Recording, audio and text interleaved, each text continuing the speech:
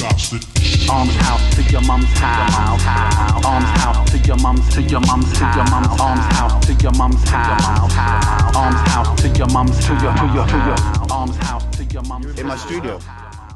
Yeah, my studio in my front. Yeah, the front of the house. Nice. It's so good having a guest who knows about his mics and that. You know what I mean? Guests are plugging in bare different shit. Oh, does this work? Oh, what about that one there? You look, mate. Yeah. Come on. You know what? To be honest, I was thinking I'm not gonna have this mic set up. I didn't think it was gonna work.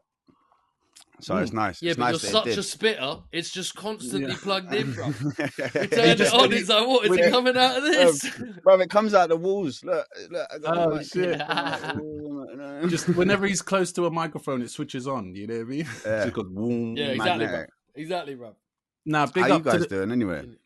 All good, man. All good. Thank you so much for joining us, man. Just sorting out my headphones, but yeah, man, all good. Let me just give us a quick little intro, man. Welcome, party people listening in, tuned in on the YouTube, on Spotify, on wherever you might listen to this, Apple Podcasts, whatever. We got Theme in the house, and we got a special guest, Res1 from the Split Prophets. Bristol in the house. Res Wannington, my brother. the ultimate done. What's Goodington? Mom's house to your mom's house. Episode 22.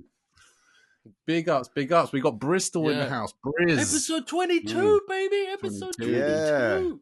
Yeah. How long you guys been doing it? We can start an OnlyFans now. You know, if you're 22 years old. Get some real money, man. Yeah, we've been doing it, I don't know, a good few months now, I guess. Yeah. What were you saying, Theme? Sorry, I cut you off there. Yeah, no, it doesn't matter because I was getting cut out then anyway. Not by you, by the internet, but I'm all blessed now. Okay. No, yeah, it's been going well, man. We've had a couple of good guests on and shit. We had like Doc Brown, we had Farms, Farmer G. We've had a bunch of Pete's Raven there. Jazz man. Yeah, man. Big Jazz in the house with her Ava Rex jackets. And now we've got the Resington Don. You know what I mean? Yo, man. You know what, Rez? I mean, I don't know you personally. I've obviously followed your music, man. I know you've been in the game now over 10 years now, well over 10 years. But man, like, I've always known you as a dope spitter. And I've known you as that, like the guy with the teeth missing in the Split Prophets videos, man. That's the guy. That's how I knew the spitter from with the missing teeth and shit. But man, looking up stuff for this podcast now, because obviously you're coming on as a guest. Yeah, boy. Damn, you got your fingers in a lot of pies, brother, man. Yeah, man. I try and keep it like. I try and work with a lot of people. Do you know what I mean? It's not like I'm not like one of them rappers who puts out an album every year. Yeah, but I still keep my foot in the door in some way or another. Do you know what I mean? So if I'm not being consistent putting out like albums every year, it's like, all right, how can I still stay within the scene and still like I say, keep my foot in the door? Do you know what I mean? And I think, just working with other artists. You know what I mean? Working with other artists, keeping a online social media presence and all that jazz. But you guys got a big following, like especially obviously you guys rep Bristol big time, man. Like what has Bristol done for you guys, man? Did it make a big difference? Bristol, I mean, you kind of cut out there for a second, but for me, Bristol... he cut out as well. Oh, shit. Okay, fuck. Did you say what's Bristol done for us as like a collective? Yeah, kind of. Yeah, because like in London, you can get lost in the fucking shuffle, man. It's such a big place, and there's a lot going on, especially in the past as well. And like Bristol, because it's more focused, and there's a lot of music, a lot of different musics coming out of there, different genres and shit. I remember a time when when the whole dubstep thing was kicking off, there was like a new genre of music coming out of Bristol every fucking week, man. It seemed like. Yeah, man. But I'm just saying, it's a tight-knit community. Yeah. Sorry. It is a tight-knit community. Like the scene's small, man. Like once you get to a certain, like you've done a certain amount of shows and you played in Bristol for quite a while, you start knowing people from all the different genres. It's not like there's just one, you're stuck in your genre and you just know people that make hip hop and stuff. Do you know what I mean? It's like, what do they say? They call it like the biggest village in England. Do you know what I mean? It's small, but it's big. Do you know what I mean? Yeah. But once you get into things like the music scene or the graffiti scene, everything kind of mashes together. So you would just, like, and I made this city, man, for me, like, it's just obviously I was born here, raised here, and I couldn't leave Bristol. If I was gonna leave Bristol, I'd move to the fucking middle of nowhere, or I'd move out the country. I reckon. You know what I mean? Because it's just it's home. It's Bristol home. or nowhere. Bristol or Timbuktu. Yeah. Did you used to double in Graff? Yeah, man. I was fucking heavy into Graff for like a long time. Yeah. Yeah. I knew I can't obviously talk too much because people are still active, but I was active, like real active from I started writing probably when I was about 16, like properly 14, 15, 16, and then just it became like an addiction around it. Like nice. I think I got caught when I was 18, and I got mate, it's so joke when I got caught, right? So you know Colin Say-So? Yeah, you remember Colin Say-So? Yeah, Colin Say-So, and what was the other bro called? Fucking, that was the guy who set up the Graff squads, though, right? It was Colin Say-So, and he came to Bristol and he set up. I said him in my video. Yeah, go on. But he set up a Graff squad in Bristol, right? And the head of the Graff squad in Bristol was this guy called Ali Ross. And when I got bagged, I found out that Ali Ross was the guy taking my case or whatever. And I was like, all right, cool. So I'm going to do a bit of research on Ali Ross, yeah. So I did a bit of digging, asked a few mates who've been bagged by him before or whatever. And it turns out he's in a punk band, right, called Cars on Fire. Oh, shit. Go on, Ali Ross. We got Ali Ross. So when I got in, and they're like, right, we're arresting you for Bleak YMR.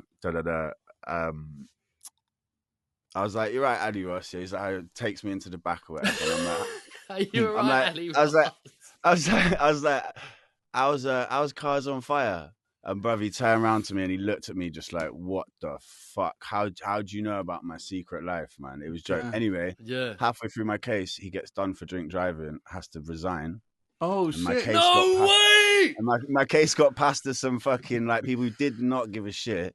And it was a breeze, basically. I got like 120 hours community service or something like that. And yeah, it was a minor. It was a minor. So I carried on. But so big up Ali Ross for real. Do you know what I mean? For real, yeah. You know, that reminds Ali me. Ross fucked up. That reminds me when Ali I Ross got the boss. When me and Zeal got raided back. This is in '98. Yeah, it was Spencer and Taylor were the main BTP Graff squad of London. Spencer at the time. and Taylor's the London, yeah. Yeah, and Taylor, I think it was Taylor, maybe it was Spencer. One of them came to my house, one of them came, I can't remember which one is which. Two white boys, yeah. And is this when like you're standing in your boxer shorts at the top of the stairs? Yeah. I'll tell that full story another time, man. But I just wanted to say, because he surprised me, man. Because we were in the station, they put us in the cell, all this stuff, and they were about to take us to the interview room. And then the guy, he was like, "Oh, because my name is Arabic. I'm an Arabic, Arabic background." And either Spencer or Taylor, I can't remember, the taller one. There was one short guy, one tall one. I think it was Taylor. He just started speaking to me in Arabic, man, fluent Arabic. Yeah. It took me aback. I was like, oh shit, like that. Yeah, and he was like, yeah, he used to live in Saudi Arabia or something, or he lived in Kuwait for a few years. I didn't know. I was taken aback. I was like, oh shit. Just started like chatting to me in Arabic and shit. What? Man. I wonder what the fuck he's doing now. He's probably like a spy or some shit. Move that direction. True. Wow. I mean, what time was that raid, Maddie? Was it like a 5:30 in the morning, 6 in the morning thing? Yeah, of course, man. Mate, the first time I got raided, the first time I ever got caught for Graff, was me and Paro from Split Profits, and fuck knows, I don't know if someone else was there, but the first time we was too young, we was like 15 or whatever, so we're still kids. But actually, no, it wasn't. It was the second time. I lied. That time they did it. But the first time, the second time, that time when I was 18, I got done for Bleak. When I got to the station, they gave me a phone call, and I'd like my props to my mum and dad. Yeah, like love them to bits, right? But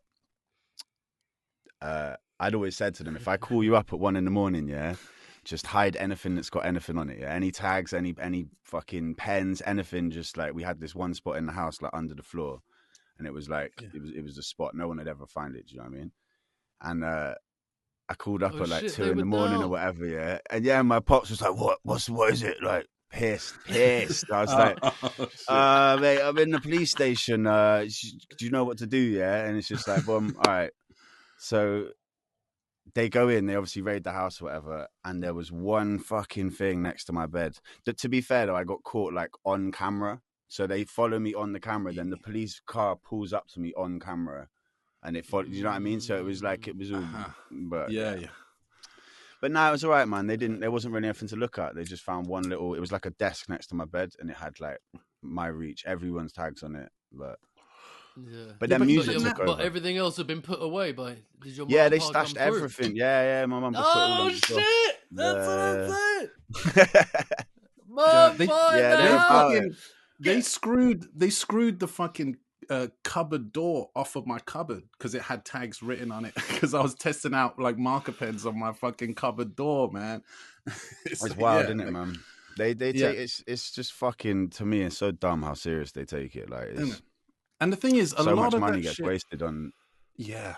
Oh my god, so much, man. And yeah, and like, but so much of it is circumstantial evidence. Ultimately, if they don't catch you on camera, or if you don't admit to it, it's very hard for them to convict you. You know, they'll scare you into admitting it. They'll try and scare you. Go, we got this. But all of it's circumstantial most of the time.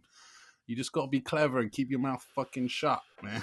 You know? Yeah, that's it, man. Just no face, no case, and say nothing. Do you know what I mean? Exactly. Yeah. Conspiracy, though. That's why they brought conspiracy about, isn't it? Because if you're planning yards or you've got anything like that, the conspiracy is like 3 times longer than a normal sentence. Do you know what I mean? It's fucked up. Tense phoned me today. Big up Tense GFS. Phoned me today, and it came up on my phone. It said Tense. I thought, fucking hell. Even I got praying on the Else Court platform. I was like, no, bruv. Why does it say that? Because he's had so many numbers. I've had to change like all these different. And this one said fucking Tense. I said, shit. That's a very good word. That's a good word of advice.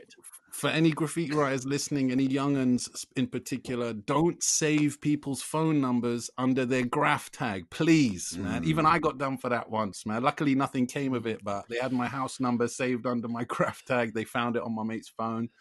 Yeah, so be careful, dude.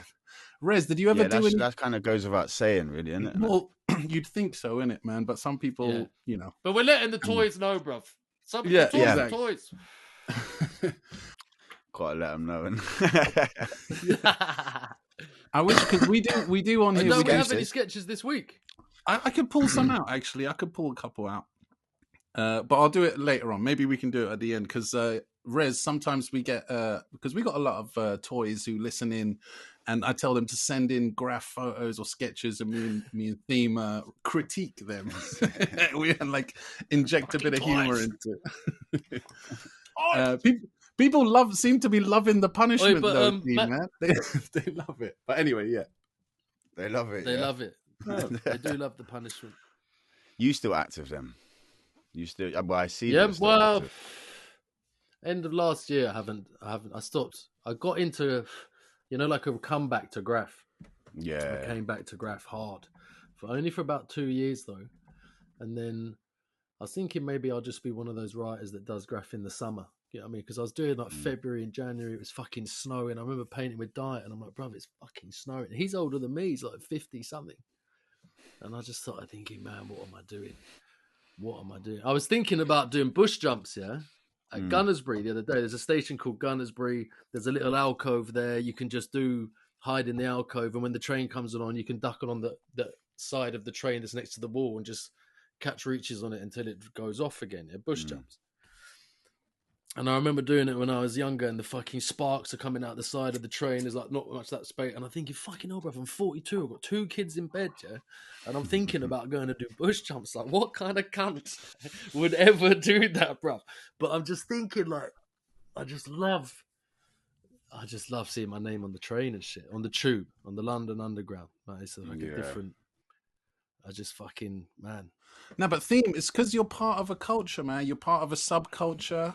And we, it's deeply ingrained in us now, man. We've been doing it for too long, man. So that's why you still feel fueled. Yeah. I can't get on the tube without... Like it's mad, isn't it? You can be with like the newest, hottest misses of your life, and you're like, oh, should we go down Earl's Court? You're like, yeah, let's get the tube, and you go on the tube. It's suddenly completely like she was getting 100% attention. Do you know what I mean? Down the steps of the platform, and then when the tube comes, even on the platform, you're like looking at other reaches, who's done what, where can I get on? There's a get off down there, there's Clays down there, look at them fucking about, and watching the train slow down for the Clays. I was going today on the tube, and I'm watching all this shit, and I'm thinking, nobody gives a fuck about this kind of shit. You know what I mean? But it's Do you know mad. another It's one? not even got Is getting around cities in other places, like getting around places. I always use Graff. So whenever I'm in a city, always use Graff, bruv. Always use Graff. I'm like, bam, bam, bam. I know where we're going, and it's easy. Yeah, people are like, how the fuck do you know where we're going? I'm like, because I recognize that reach. Yeah, I see that dub there. I see that. It's just like makes it easy, bruv. It makes Yeah. it easy, man. Yeah, it doesn't matter if it's some toy reach on a shop. You're like, yeah, I remember that. Yeah. And when you're traveling as well, man, like fucking. Cool. What you say, Maddie? I think Graff, when you're traveling, is helpful as well, because you can go to an unknown city you've never been to before. You can go to the local Graff shop. There's even though you don't speak the same language, you can communicate. You know what I mean? And it's good for traveling. Speak Graff. Yeah, exactly. Yeah. When I was coming back, when I was younger, my dad's driving us back from Newcastle.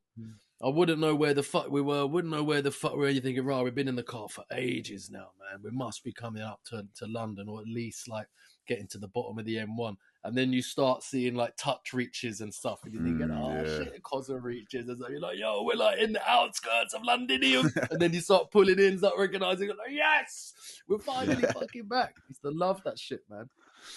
Yeah. Oh, so that's wicked, Rez. I wasn't sure if you did. Did you ever paint in London? Yeah, I went to London a couple of times. Yeah, quite a few times. Yeah, but I painted London a few times. But I was always like, for me, like, I was always just a tagger, really. Like, just straight up fucking. I never. Another thing I was really fucking slack with was pictures, man. Like the whole crew.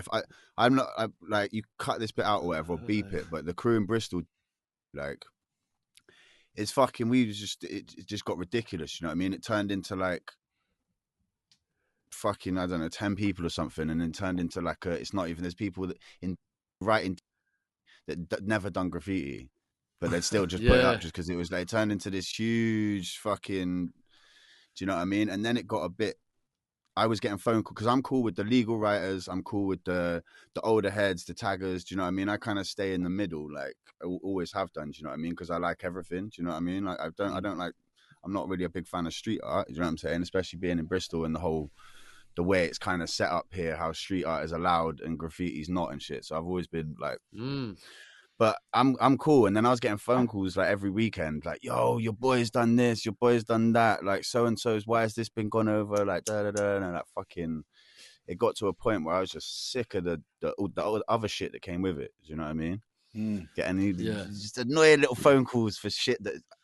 Some of these dudes weren't even in DBK. They're not even in DBK. You know what I mean? People getting just you in fucking over. grief. Yeah, man. Yeah. And it got to a point where I was just like, you know what? I got to take a step back from it. Like, yeah, I could imagine in a small town as well, like Bristol. You know, you're gonna bump heads with people, man.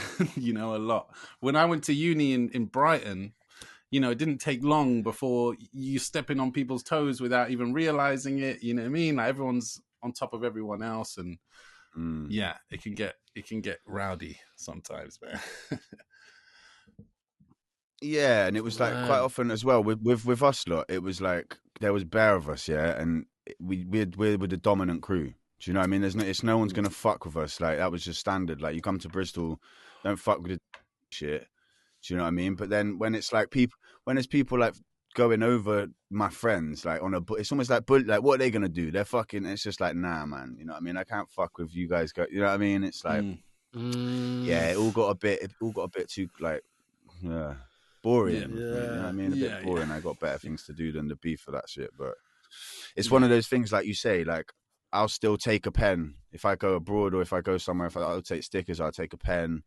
Like I'll take a Tipex or something, whatever. Do you know what I mean? Like I'll always have something. But a lot of French connections, Rez. The hip hop. Yeah. It all came from Two Tongues. So Two Tongues was I can't remember how I first got in touch with him. He was like, he lived in Bath, like just next to Bristol. And he moved to France. He was like 11 or some shit like that or whatever, lived in Montpellier. And really? Somehow we made the connection, but he spoke fluent French and like he hooked us up with some shows and then we started making music and it kind of went from there. But he introduced me to like fucking loads of people from Montpellier. So I got into that guy, Le Craps, who I got the tune from. And then like a whole few different crews like M2C, fucking, like loads of people over there, man. But I've always tried to make connections. Like wherever I go, I'll try and like get nice with the promoter. Do you know what I mean? Try and make tunes with the local people, like the best artists there. Do you know what I mean? And it's benefited me because it means I go back, you know? I'm actually going out there soon, man. Yeah. Are you going to France soon? Yeah, man. I'm going out there in May. Yeah, May. Montpellier, Toulouse, and Sète. Yeah, we're making me and. Well, why don't we give this tune? With a DJ called Charlie Cut. Charlie Cut. Nice. Yeah, he's a real good DJ. Dope. Well, let's just give this tune a quick spin, man. This is one of the tunes we're going to play for this show. It's the chap you mentioned, Le Craps and Nizzy, featuring Res One and Two Tongues, French UK connection. Let's just give this a little listen, and we'll continue chatting after. 1 sec. All right. Shit.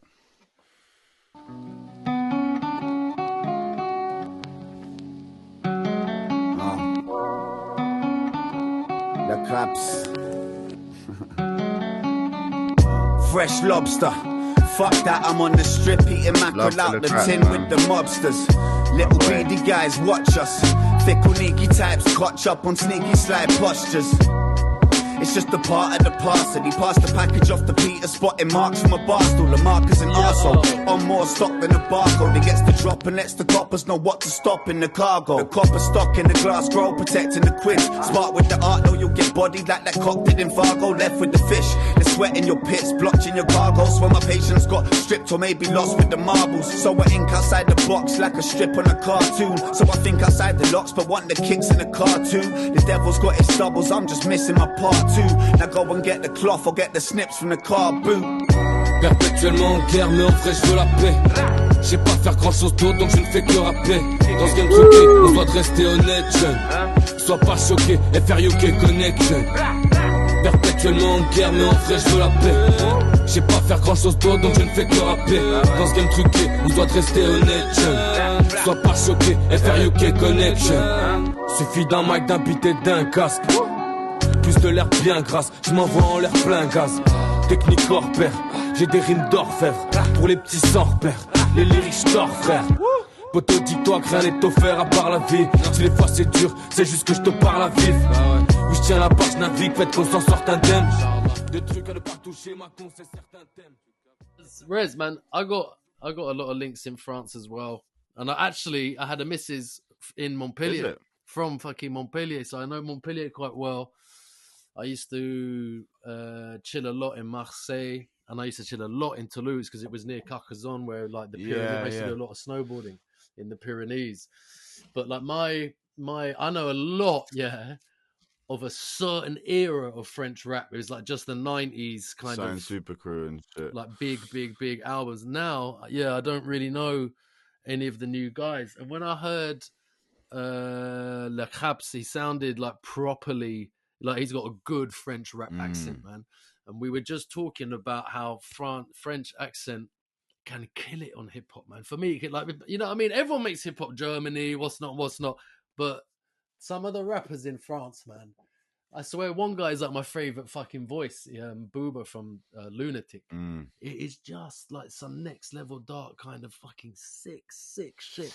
Yeah, it's crazy. But you, man, you traveling all over the place. Yeah, man. I mean, I've been like we got fortunate enough with SP. Do you know what I mean? It gave us like a fucking foot in the door with loads of places. And like I said before, I fucking just make friends with the promoter. You know what I mean? So like, I've been going all around Europe and shit for best part of like 10 years now, isn't it? It's been a blessing. COVID was when it stopped. SB really. had that mad kind of, yeah. I remember you had a mad kind of vibe, but whenever we've crossed path on stages and shit, I don't know. I remember seeing you like at Brixton a couple of times, and you must have done boom bap or something. I've been on this like backstage with you a couple of times, and I always remember thinking, "Fuck me, these lot are going in, bro." You used to go in on the fucking live shows, like, you know what I mean? That kind of energy, nutter vibe live show, like real hip hop. You're wearing like a towel on the head, like ODB, and like spitting in the crowd. I was like, yo, these lot properly go in. I used to love. Yeah, man. Love. Yeah, it was sick, man. I mean, we still make music. Do you know what I mean? Everyone's doing their own kind of thing. Like everyone's doing solo releases and things like that. Like me, Upfront and Bad Habits have got a project coming though, which is good because we'll be out and about again. But yeah, man, like you say with the French thing, man, I just got to go back to that. I reckon the French, it's the best language for it, in my opinion. I reckon it sounds better than any other language on a mental beat. It's sick. Mental. It's sick. Check out this guy Demi. Man, Maddie, see if you can upload that one I sent you. Sorry, Red. See if you can upload that one I sent you, because that's one of the best fucking voices and verses that I've heard, man. Check out a guy called go on, what were you gonna say? A guy called Demi Portion. So like demi portion, like small portion. Demi Portion. Yeah, he's a guy from Sets. But he's fucking sick, man. Sets. Yeah, because that tune you did with that guy, Le Caps, that's hard, man. And his accent and his voice in it is hard, and your verse is sick. It's all sick. I love that shit. Yeah, man. I love that connection shit. It was a joke connection as well. That you've been to fucking Australia. Yeah. For fucking rap. Well, the thing with Australia, that's a joke one, because like I got with my now wife, and we've been together maybe like 3 months or something, and like she was already planning to go Australia to see her sister because her sister lives out there. And I was like, right, you know what? If you're going out there, I was like, fuck it, I'll get a credit card, I'll buy the tickets now, and then I'll hit up promoters. And I just hit up promoters, and I managed to. I was going to do 2 shows, and the first one I had to call off because of travel fuckery or whatever. But the second show was down in Melbourne, man. It was crazy because we got a following out there, like a mad following. Like it's real weird for the first like 4 years or something. The Split Profits like career. The second most listened to country was Australia. Like that for 4 years, just Australia. It's mad. So yeah, it was a live experience out there, mate. That was fucking surreal. That was some surreal shit. It was good fun, man. So wait, you got the credit card to buy the ticket and then get the gigs to pay back the credit card. Yeah, and hey, that's a sick little gamble, man. It works. Trust me. If if you got the links, man. If you need that money, fuck it. Yeah, but it's a wicked place out there, man. I love it. It's nice. It's weird. It's like it's one of them weird places that's like new. Do you know what I mean? Same when I went to New York. New York was like you stand there and you're like, right, this hasn't been here long. Do you know what I mean? I got a sense of like not even 250 years. Yeah, I got a sense of like real like fucking hell, like humans. Yeah. Fuck me. But I love the fact that you've been around like all around the world because of rap, man. It must be like I mean, I've been as far as fucking, do you know what I mean, Bristol or something, or like Edinburgh. You know what I mean, that kind of far. But never. I did a gig in Amsterdam once, but man, touring around all like that. That's mental from doing UK rap. You must be well pleased with that. Yeah, man. We got like because props. There's big artists not doing that, mate. Do you know what I mean? Yeah, man. It's a blessing, really, man. I think like I always count my blessings with it as well, because it was something special happened in Bristol at that time. There was a gap. I feel like there was a gap. Like no one was making boom bap in Bristol. Don't get me wrong. There was people making music and shit, and there's like some artists that I obviously grew up listening to who were like, do you know what I mean? I idolized these people, but they weren't necessarily making the music that I liked, and that there was a gap for, and there was a scene. It was coming back. UK hip hop was coming back at that time. And I think it was just like the right timing, the right energy with like a group of us who, it wasn't like we met through music. We grew up together. Do you know what I'm saying? So it wasn't like most of us anyway, we all grew up together. So there was like a natural gel that people seemed to like. You know what I mean? It seemed to be that people were like, all right, these guys are about it. Because we were just being ourselves, you know what I mean? And it gave us this fucking... But and you were good as well. There wasn't like a proper weak link, you know what I mean? Yeah. Do you know what I mean? And none of us sound like anyone else. In my opinion, I don't think there's anyone in SP that sounds like someone else, and there's no one in Split Profits that sounds like someone else in Split Profits. So to have 8 MCs that don't sound like anyone else and don't sound like each other is quite a rare thing. Do you know what I mean? I think it's... Yeah. I mean, you could correct me if I'm wrong. Do you know what I mean? Man. Go on, Madness. No, I don't think so. I think you're right, mate. You could all tell each other all the MCs apart easily. And you always pick the right beats and shit. Yeah. Oh yeah, he wants to say something. Look, he's flashing. Yo, guys, I'm keeping quiet a little bit on this one because I've got a bit of a delay here, but I'm loving hearing you guys chat. But man, just to not stray away too much from the French hip hop, I've got this tune that you wanted to play, Theme. I got it here. Voilà. And also, tu vois, Booba Lunatic. I just wanted to add on as well to what Rezwan said with the French language being so good for rhyming. It's because I swear a lot of the words, I forgot what they're called, but you know, the little accents, like the endings, the endings of words, they sound, you can make them rhyme a lot easier. I don't want to call it easier, but you know what I'm saying? Like it lends itself. It's all back to front as well. So that's what it's so much more like. They've got to be really clever in the way you make things rhyme in French because it does the way it's all backwards, so you can fucking do wordplay where it's not backwards as opposed to it's pretty wild, man. Some of the rappers like so one line is like in Verlong and the next line's in normal French and then it's back to like, man, I love that shit. I love that shit. We don't have anything like that. Not people in England don't have anything like that. Do you remember like have a gav, you've a Google, got ever gates, that was like the closest we had, to fucking Verlong. I'm talking about like when they say joint, they say joint. When they say salope, they say lopsar. When they say merci, they say simer. You know what I mean? Like, fucking hell, what's it called? What's it called?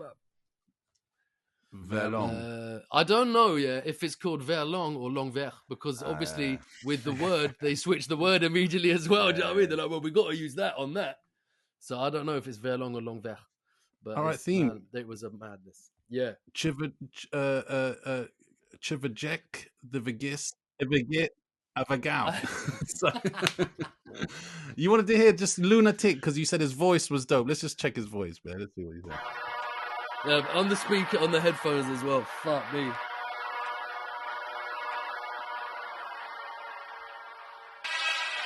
Je repense à mon clan, destin de ville, déclin. Je pense qu'à gruger, nique la justice, y'a que Dieu qui peut me juger.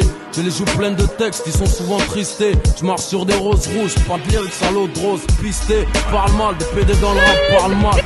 Ils me comprennent, font la boule pour qu'ils se prennent. Mes lyrics s'imprègnent, lunatique jusqu'à l'infini. Ici, c'est la merde. La jungle urbaine, plein de faux, veut pas d'être Vincennes. On se crime et rime comme à la SACEM. Il faut se prendre ce qu'on enseigne, c'est comme la guerre, le rap de Saddam Hussein. Frère break, tu pervers, je suis ta bon qu'on te shoot ça. Sans le génocide comme l'autopsie d'un Tutsi. Je gomme mes ennemis qui soient ici ou au Rwanda. Lunatic. What's the name of that track? It's the band is called Lunatic, and that's called Mauvais Oil, like bad oil. Do you want a morning tune? The morning tune. I played this tune one summer, man. I'd wake up every morning, I'd fucking play this tune. It's called Nemir, so Nemir, featuring Alpha One. So like Alpha and then WANN, and it's called Wake Up. Yeah, I'm writing this down. Tune's called Wake Up. Boy. Turn it up loud.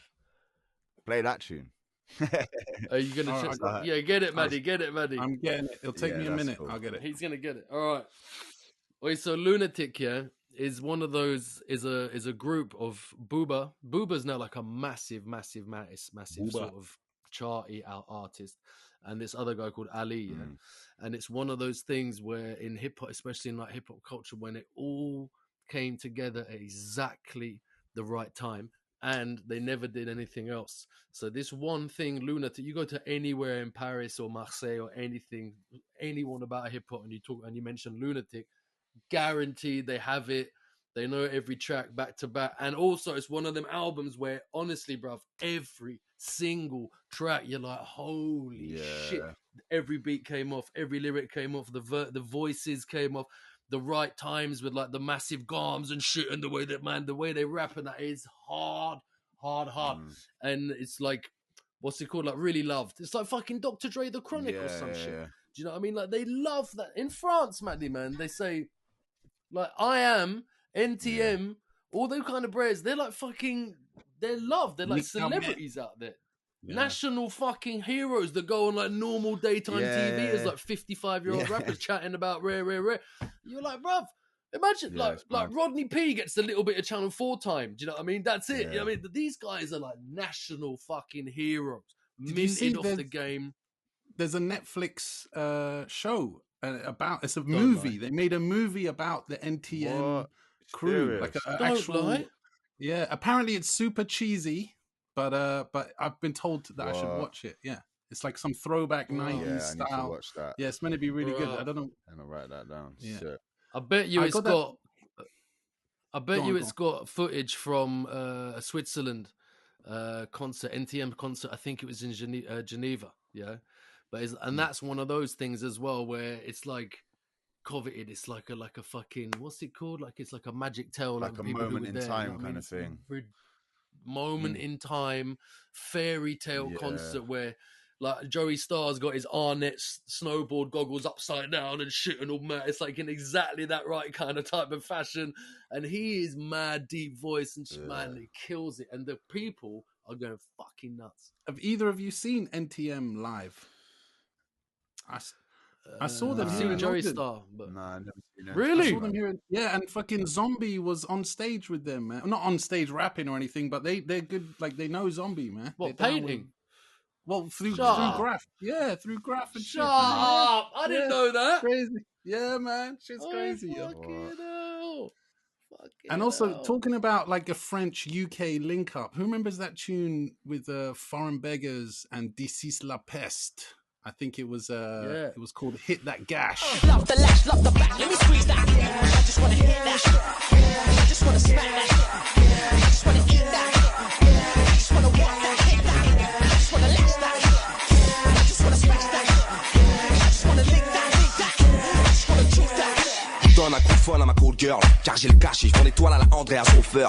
Tout ça poil champagne. It was like kind of like more of a I think I do remember that tune, you know. I'm trying to find it here. Did it have a YouTube video? Later in this. Yeah. I vaguely remember that.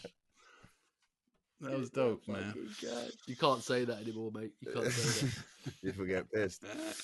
Hit that gash, bro. What's the scene like in London right now? Oh, so wait, I wanted to chat. I was just gonna say, what's the scene like in London? Like the hip hop scene, mate. There's not much going on. Parkinson's album's dropping. Parky's album's dropping. There's a night tonight in we were gonna go, but we, you know, obviously we wanted to record this as an Itch FM night tonight with Farmer G spinning tunes and selling records as well, and yeah, there's bits about, man. It's just such a big city, I suppose, isn't it? Like, you know, things shit gets lost. It's the same as it's always been, man. It's not really like it's not how it could be, and it's not how it should be. You know what I mean? It's still like kind of backdoorsy and not much bubbling. There's a lot of American peeps coming over. Like I think Souls of Mischief are coming here now. Yeah, they've just been in Bristol. Oh, didn't you lot supported Souls of Mischief the other day? My wife was giving birth, innit? So I had to not do that show. Oh, congratulations, man! Big up, yeah, boy. Congratulations. Number 2. Family before Souls of Mischief, bitches. Yeah, congrats, man. Yeah, it's nice, man. I got one of each now. Boy and a girl. Wow. I was going to say, child number 2 says she's a girl. Yeah, it's nice, man. It's nice. Sick. Yeah, it's cool. Sick, incredible. Sick. When was that? Like 3 weeks ago. Yeah, fresh, man. Mate, when we first were supposed to be doing it, like when we said we were going to meet at 8 or whatever, I was sat here with the baby feeding her because my missus was upstairs doing the other kid. He hadn't gone to sleep yet. I was like, fuck, man, I'm going to have to do this podcast with the baby. Yeah. Shit. Yeah. Are you doing every 3 hours feeding or whatever? Yeah, basically, man. I can't even remember. Yeah. 3-hour thing, Maddie, man. You got to get up every 3 hours. Man. It's crazy. And you imagine with Alex and Leo, I had twins, and you can't make them both get up at the same time. No. So Alex wakes up on his like 3:10. You do the feeding, you think, sweet, let me go back to bed. The other one's still not awake. Bam, he'll wake up 10 minutes later. That's mad. Then you got to do another fucking twins. Mental. Jesus. But what's it Yeah, like with the that would be- second? Are you a little bit more laid back? Yeah, man. I was saying this today. Like, I think with your first kid, you're real tired because I think you've got a baseline of paranoia that they're just gonna die at any moment. So you're constantly, even when you've got no even when you're knowledge. cool, you're chilled Yeah. out, you're not too stressed or whatever. There's still like an underlying tension, I reckon. And then with the second one, man, it's chill, man. You know what I mean? It's You're like, I know she's not going to die cool. just from doing nothing. yeah. I remember all that, like, cot death, everything death, everything's going to be death, man. You know what I mean? You can't leave for 1 second, make a tea. You can't, you're like, fucking no, you can do They whatever literally you want. can't even roll over. They Do don't you know what I shit. mean? They can't, they're just, Yeah, Right. You're good. Imagine how good life is like Mad, that. innit? You can't even roll I reckon over. they're You don't have tripping. the core muscle. I reckon I reckon when you're first born, I reckon you trip for about 6 months, man. I reckon you're constantly in and out of like different realms and shit, man. I reckon you're like, wow. Yeah, because you must have such a release of Naturally, 'cause DMT. Your brain is you're probably producing right, dimethyltryptamine, so you're probably going in and out of like. Imagine, man, you just fucking. It's It's pretty wild looking at a baby. And you're getting lights and sounds for like the Yeah. first kind of 3, 4, 5, 6 weeks of your life. You're like, what the fuck is this? What the fuck is it? All bit different color light. Man, that's a massive shout. I bet you're tripping balls till you're like 4 months old. You know what I mean? That's junk. So you don't want to roll over. You're just looking at the sky like, yo, man. Sick. Yeah.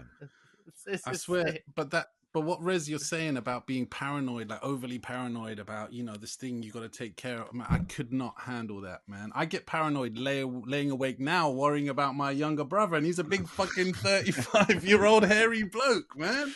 I couldn't But surely, handle it, did you not have that with Peyton then? Did you never have the paranoia like with the writing? Or was it more? I don't know if paranoia. After you got nicked a few times, no? I just think I don't know. I don't know if I would put the word paranoia there. You'd have to just be cautious and like I would do a mission and then I'd get home, like we'd climb fences, we'd jump over these tracks, go over here, do like weird crazy shit, and then I'd get home and go, right, I could have died doing that. Yeah, but I'm thinking it's an afterthought. It's never while you're doing it. That's true. I found. Yeah. Anyway, when you get caught up in the moment. Yeah, you're not thinking at all, man. There's been a few times when you get caught up. Yeah, I remember, Kensington Olympia, yeah? Well, I guess Maddie talking to Maddie. But you might know as well, as Ken Olympia, yeah? Before the Eurostar got moved to King's Cross or whatever, it went to a different place. Yeah. And it was brand new. And Cheap wanted to do a dub high up. There's like you can just come from the street level down, but it's like quite a large wall. It's got big arches in it. It's near Ken Olympia. And we found a ladder on the side, and I put it up for him, and he had to go quite high, so I had to bring the ladder out at quite a bit of an angle, man. So I'm just thinking, oh, fuck it, trains are finished or what's not. I can't remember. The tracks we were on were just like normal underground tracks, but it was late. And I start sitting back. And he just turns around to say, fuck. He's about to scream at me. And the Eurostar just does one of them ones where they go behind you like that. And you're like, man. Fucking hell, bruv. And the wind fucking threw me forward and shit. I was shitting I could have it wouldn't have been a death. It would have just been a splat. Yeah. Like it was just like that. And then as the carriages go by. Fucking hell, that was one time when I really, really, really thought, fucking I remember once I was with a mate of mine who didn't graff, but he was drunk with us and he came on a trackside with us to keep dog. He didn't fucking keep dog. He just fucking was rolling spliffs, drinking beers, getting more fucking mash up. And anyway, we were all painting and I turn around and I see him pissing like that, standing like drunk. Just pissing on the train tracks, on the third rail, like almost hitting the third rail, yeah? And I just rugby tackled him down. And I got piss all over me and shit. I was like, bro, what are you doing? Man. You just gotta be. Remember, I used to not be scared of heights, man. That's the funny one. Like I used to just since I had my first kid, I got scared of heights. Before that, I didn't give a fuck, man. I'd climb up everything. I even had one time there's a river that runs through Bristol, like the Cut. It's called. It's like a fucking big river built by prisoners of war years ago, or whatever. And it's got this big bridge that goes across it with the you can climb up the side. Do you know what I mean? When the bits kind of go. I've seen it. Yeah. And you can climb up these little bits on the outside. And I was climbing up. It was fucking like misty, kind of damp. Do you know what I mean? And I'm catching a reach. And as I go to like jump. I got to jump. So say I'm facing this way, the water's down below me here, and I've got to jump that way. The bridge is there, so I got to jump to my side, and my feet started slipping, and I jumped, like grabbed onto the bridge, slipped, and basically caught myself like this. Like hanging off the fucking side of this bridge, man. And below me is just... What, like in a pull-up position? Like both my shoulder pulled out of place, bro. I'm like that, yeah. And my boy Kai and Paro were there, and they fucking pulled me back up. But, mate, even that, and I was still cool. They wasn't bothered about height, still carried on climbing shit. Then had my kid, boom. I was like, fuck. There's a cliff like 20 meters away, man. Fuck that. Yeah. But that's nature telling you got to stay alive, man. You got to stay alive to raise your youths. You know what I mean? You're like, whoa, this is a risk. The risk kicks in more. Yeah, that's true. And also, me and Theme, just like a couple of weeks ago, we did a quick trackside, like for a friend of ours, and it's super easy. Yeah, just like, you know, one little fence to jump over. But when we were coming, like we jumped over the fence fine. We did the mission. We came back. And man, I don't know, man. Theme just bopped over this fence easy, yeah. And it was like a metal, solid metal, and it had like spikes. You know those, like where the spikes are like the 3-prong one, exactly. And I'm there. How long did it take me, Theme? And I swear, Theme had to like literally carry me over this thing, and I was like just paranoid I was gonna land on this fucking spike. You ever stood on one of those things before? But we even. I've seen it go through someone's trainer. I can't. I had one go into my foot. If you stood on the it didn't go through my foot, but it went in about like that far. And it wasn't even a fucking illegal spot, man. It was illegal. Well, it was Dean Lane, like the fucking place where we it wasn't even illegal. I was just rushing to get over this fence, and it just slipped a little bit of pressure. I just stepped on it, straight through, man. Yeah, no, it's crazy. And Theme, when straight you through the bottom of the shoe, just not into my foot by like a centimeter, but not into like it's a little hole. Was it mad hard to get it back off? It's kind of hard to get off the shoe, but not really, because you don't think about it. You just go like that. Your foot comes off that. As soon as that pain hits your foot, you're fucking taking that foot off. You don't really think twice about it. Oh yeah. Fuck. Theme, do you remember as well when you helped me over that fence and I was like basically using your body to climb down, and then we were like hugging each other basically, and a dude just walked past us. The geezer came around the corner, we were a couple of lovers, mate. It was hilarious, man. We were literally embracing each other like that. Just jumped over. Yeah, it was hilarious. That's brilliant. You know what? There's we can't say anything about that book because Akit will kill us, bro. No, I didn't. You just mentioned it.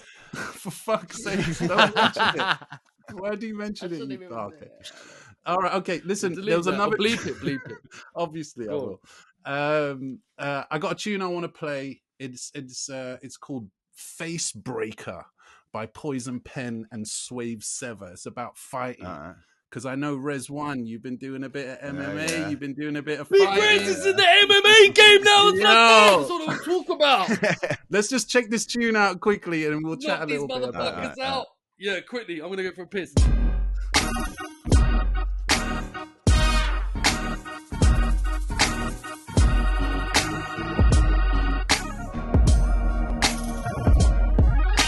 I'll beat the shit out you. Feed you pheromones. Then beat the bitch out you. Get you pissy drunk. Then beat the fifth out you. Fuck a brother up. A brother beat the piss out you.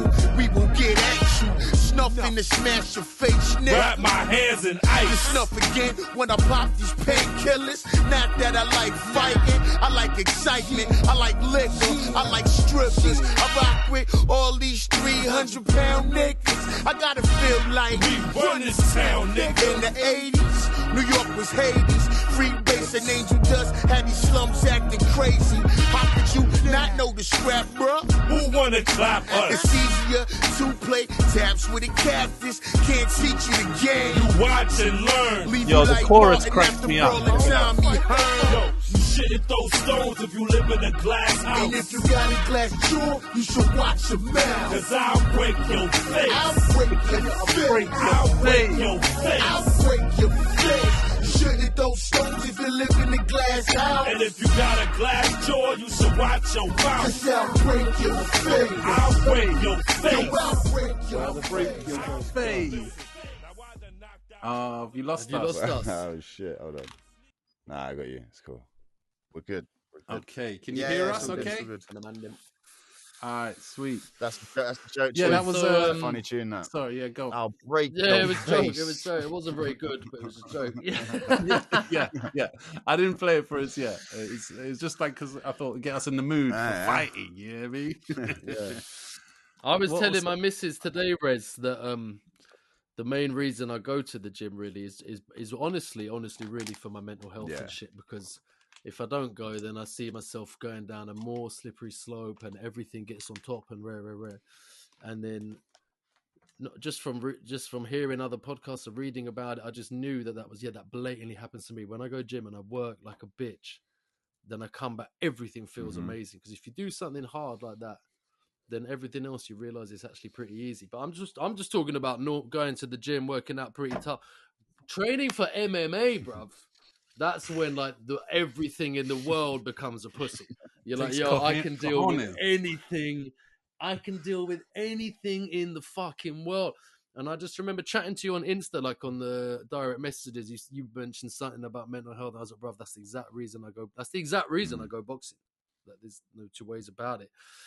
And then we had a little chat about that. But then you went on, man, and you like fucking nailing the MMA. I don't know how many fights you're in now. I know you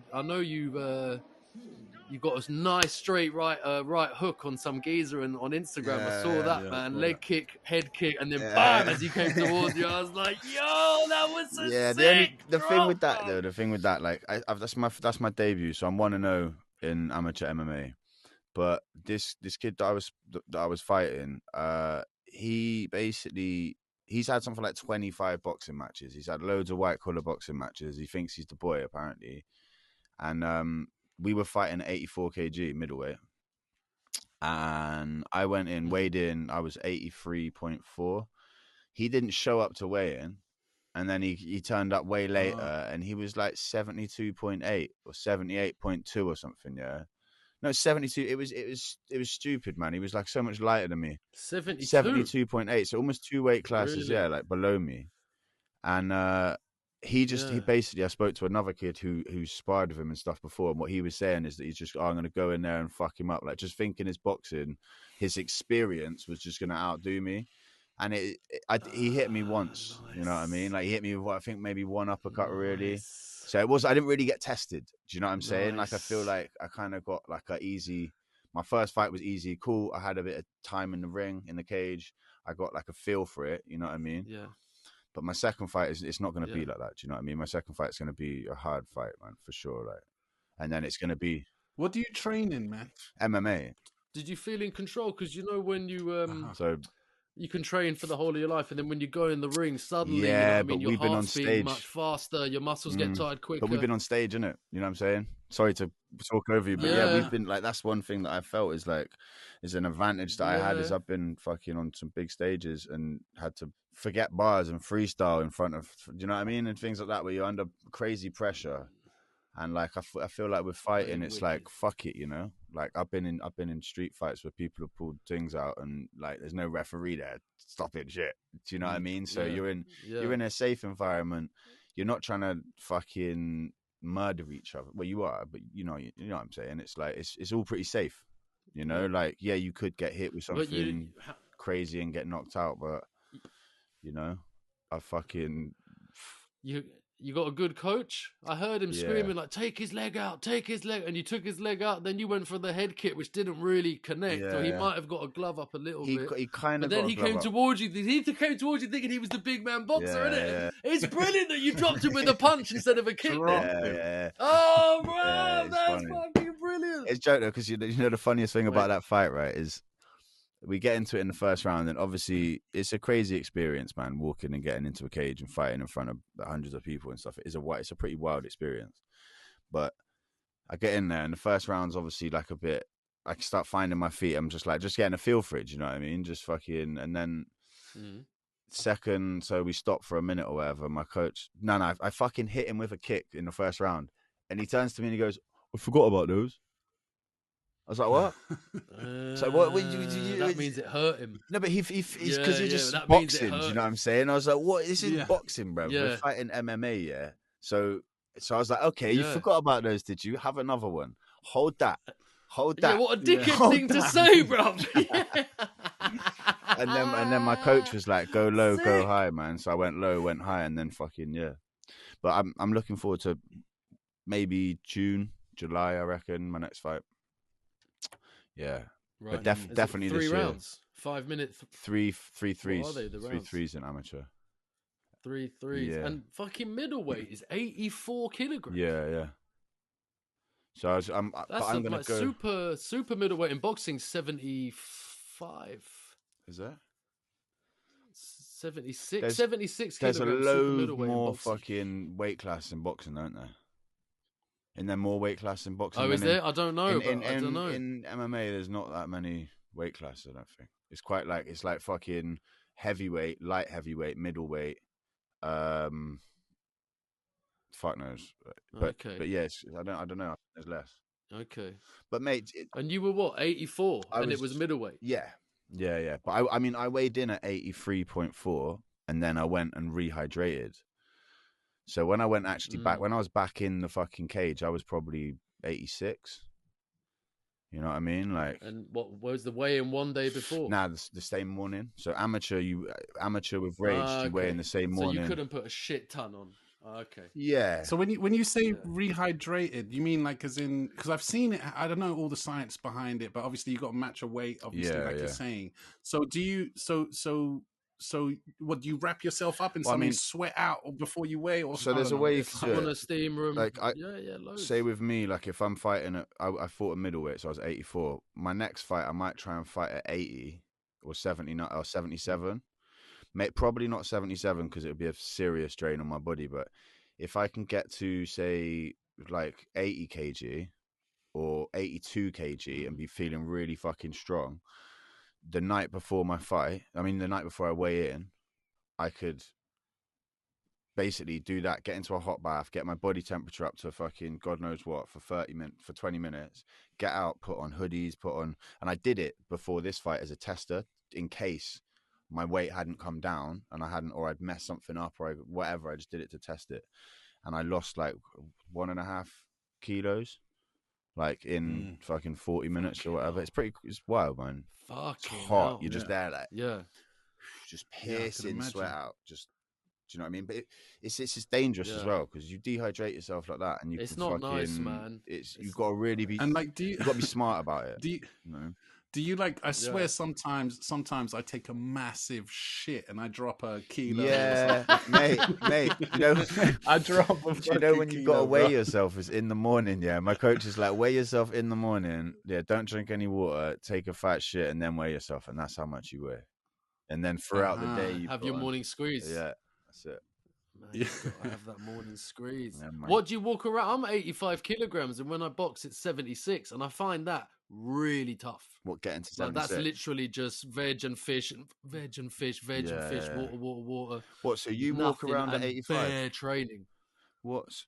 Yeah, now I'm like 83. What? And you get down to 76?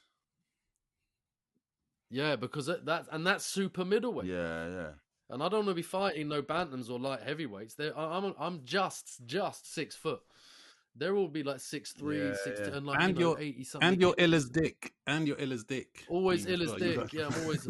I just lost my voice a bit there, but I'm not ill now. I'm 90%. I just seen your T-shirt, fam. Saïd. It's la police. I made that. I made that jumper. Did you? He made this. Is it? Yeah. That's the scene at the beginning, right at the beginning of Latin, when he's tagging on the back of the police car. Yeah. Mate, that's my favorite film, bro. That's my fucking shit. Love that film, brother. Right now, nice, for the people watching on YouTube, I'm going to put a picture up now of me and Saïd in 1999. What? I met him. Yeah. What? Yeah, I met him because I didn't know that. My mum is an actor, and she was in a movie. Like, she had the smallest part. She was only in one scene for like 5 minutes, but it was a speaking role. And it was a movie called Room for Rent with Juliette Lewis and Saïd Taghmaoui starring it. And the premiere, my mum was invited to the premiere, and she was allowed to take a guest, +1. I told my dad, I told my sister, everyone to fuck off. Yeah, I'm going to this premiere with my mum because I knew Saïd would be there. And so the premiere was in Piccadilly Circus, one of those, I think Leicester Square, sorry, one of these cinemas, and then they had the after party at a place in Soho called fucking Madame something or other. It's like a big like a drag show venue, yeah. But they took over it for the after party for the premiere of this thing, and he was there, and I was just there. I had a zoot in my pocket. Because I was 18 at the time, yeah. All I wanted was to meet Saïd and go, yo, let's go for a spliff outside. Because yeah? you think he's just like a character in it. Yeah, I was thinking, like, let's recreate a scene. Yeah. I was like, lavash. And so, like, yeah, so that's all in my head. And so finally, when I got to chat to, because obviously, you know, he had everyone's attention, you know what I mean? Finally, we got to see him. I got a couple pictures with him. And then I was like, bro, let's go for a spliff. And he just laughed at me. He was like, yo, he was like, nah, maybe later. And I was like, all right, yeah, sweet. Like, naive dude. He just laughed in your face, bro. And I was telling him, like, and it's the most incredible movie. And he was like, yeah, man. Like, he was loving it. Yeah. You know what I mean? And yeah, so that was a wicked moment, man. It's great to meet him. I'd love to meet Vincent Cassel, all them bres, man. Hubert. I've seen him in too many bits that are too dissimilar to Vince. what he is in Lane. I can't. Vince. I've seen him in some pussy-o parts, man, and I'm like, nah, I'm not watching it. I'm not fucking watching that show. Nah, he's been in some great. He's been in some great movies as well. Irresistible is a great movie. And Mesrine. Yeah, Mesrine. Did you catch Mesrine? Yeah, that's a fucking sick film. Incredible theme. You should check that, man, if you haven't. Yeah, that's a sick film, man. Mesrine, it even sounds moist. You know what I mean? Vince is Vince. You know what I mean? Vince is Vince. I can't do it, man. I can't do it. He's not moist in that, man. He's actually, now we're back to France. Let me play that tune Rez suggested earlier, Nemir featuring Alpha One. Wake Up, just for a minute. Play that shit. I forgot I pulled it up. Let me just check it out, man.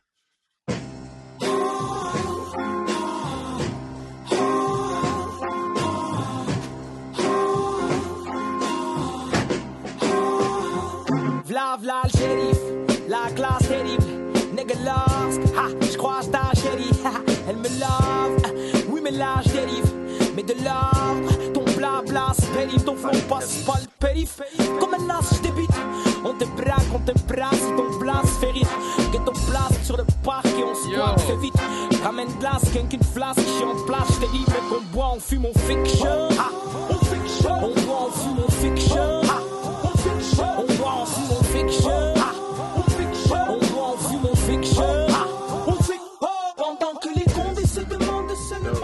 That was the wake up tune.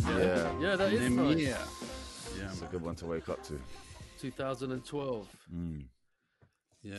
Was it last episode I played that Mafia Free? What was it? K1 Free. Yeah, that fucking tune, man. Where they're all out on the motorbikes and shit in the estate. Yeah. You seen the videos? Wild, yeah. That's the tune we played. That's the tune where he's in the kebab that came shop. out, bro. Yeah. Yeah, man, that's the truth. When they got the whole banlieue going, and in England we were doing like, we'll sit on the council estate steps and have a zoot, all three of us. And then that fucking those videos over there, bro, you're like, nah, man, nah. Mental video, isn't it? Mental. Yeah. I love the way we all know about that fucking tune, man. That is brilliant. Where's Namir from? Is he south of France as well? Yeah, Namir is Marseille. Kind of sounds it. Yeah, he looks like an Arab mofo as well, man. Is he Arab, actually, is it? Yeah, he's from Perpignan, I think, in Marseille. Mm-hmm. Oh yeah, the bits, mate, nice, man. Yeah, man. So what, bruv? Did you just because you used to get on it hard with the old weed and everything like that? Oh shit, I didn't tell you, Maddie. Yeah, I stopped green as well. Yeah. And I never used to understand what people were talking about when I get so paranoid. Last week when we did the podcast, I had that hit on that bong. Tiny, I'm talking tiny amount in it. Bro, I've had the worst night of my life. For the first time ever. I just understood exactly what people would, I was like, I can't lie down. I've got to stand. I can't lie down. I was phoning my wife saying, yo, I'm fucked. She said, what have you done? I said, like, the tiniest bit of green in my life, bruv. Like, in my life, just praying for it to finish. and blah, blah, blah. But with you, bruv, you used to get on, and then it's kind of like, what, I don't know you too tough. It's kind of like one day, bam, he's on like the mad fitness tip. Yeah. And you just never look back. Well, it was kind of like, I'm still like, man, addiction's fucked, man. You know, addiction's a hard thing, like, especially if you've got an addicted personality, and everyone that's within the scene that you're in is still on that train. Do you know what I'm saying? Like, and having a kid, that's even harder. Yeah, because then you lose a social group. So having a kid, you kind of lose your social group anyway, kind of. Do you know what I'm saying? People are like, all right, he's got a kid, they're not smoking in the yard no more. Laters. Yeah. You know what I mean? It kind of, which is cool. Which is cool. I don't mind that. But then I thought you were going to mean like, oh, we don't expect him to come out so much, but no, we're not. Well, yeah. I mean, it's a bit of both. It's a bit of both, isn't it? And that's cool because you're fucking doing your thing. You're making a family, whatever. Like, but yeah. I still slip up. Like I stopped smoking for months and months and months. Then I slip up and I have one joint with a pint, and then for a month I'll smoke weed and I'll be like fucked up, my chest will be hurt, and it'd be like, and then I'll stop for 3 months, and then I'll have like so I'm constantly trying to better myself, you know what I'm saying? And it's not like a straight road, like boom, one day I just quit and it usually I can, if I'm training, if I'm in the gym, I don't need nothing. Yeah. I don't want to go party. Yeah. I don't want to, literally, I'll come home, I'll fucking do the housework, I'll be bouncing around, you know what I mean?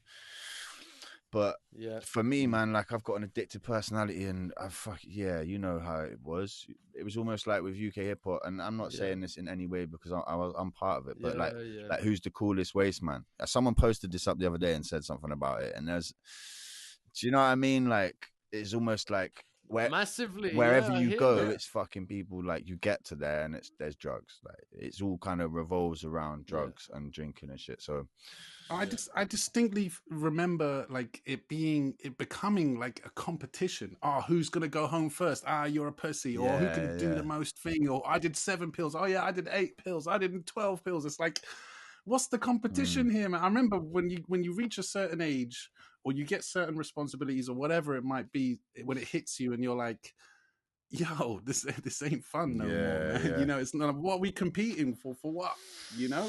And it's kind of stupid. And you realize as well that fucking time is the like most expensive commodity. You know, time is the fucking most precious thing you got. And like when I used to, you'd be out and you'd be at like a fucking night or something, and then your friend comes up to you and starts talking to you, and they're talking about the same thing they've been talking about for 3 years, 4 years, 5 years. These ideas, especially in a city like Bristol, man, where it's small and everywhere you go. Like, bro, if I walk out, if I went out, like if I was still going out, I go to a pub on a fucking Tuesday night just to have one little beer, you get past a bag of Coke quicker than you get past a Zoot.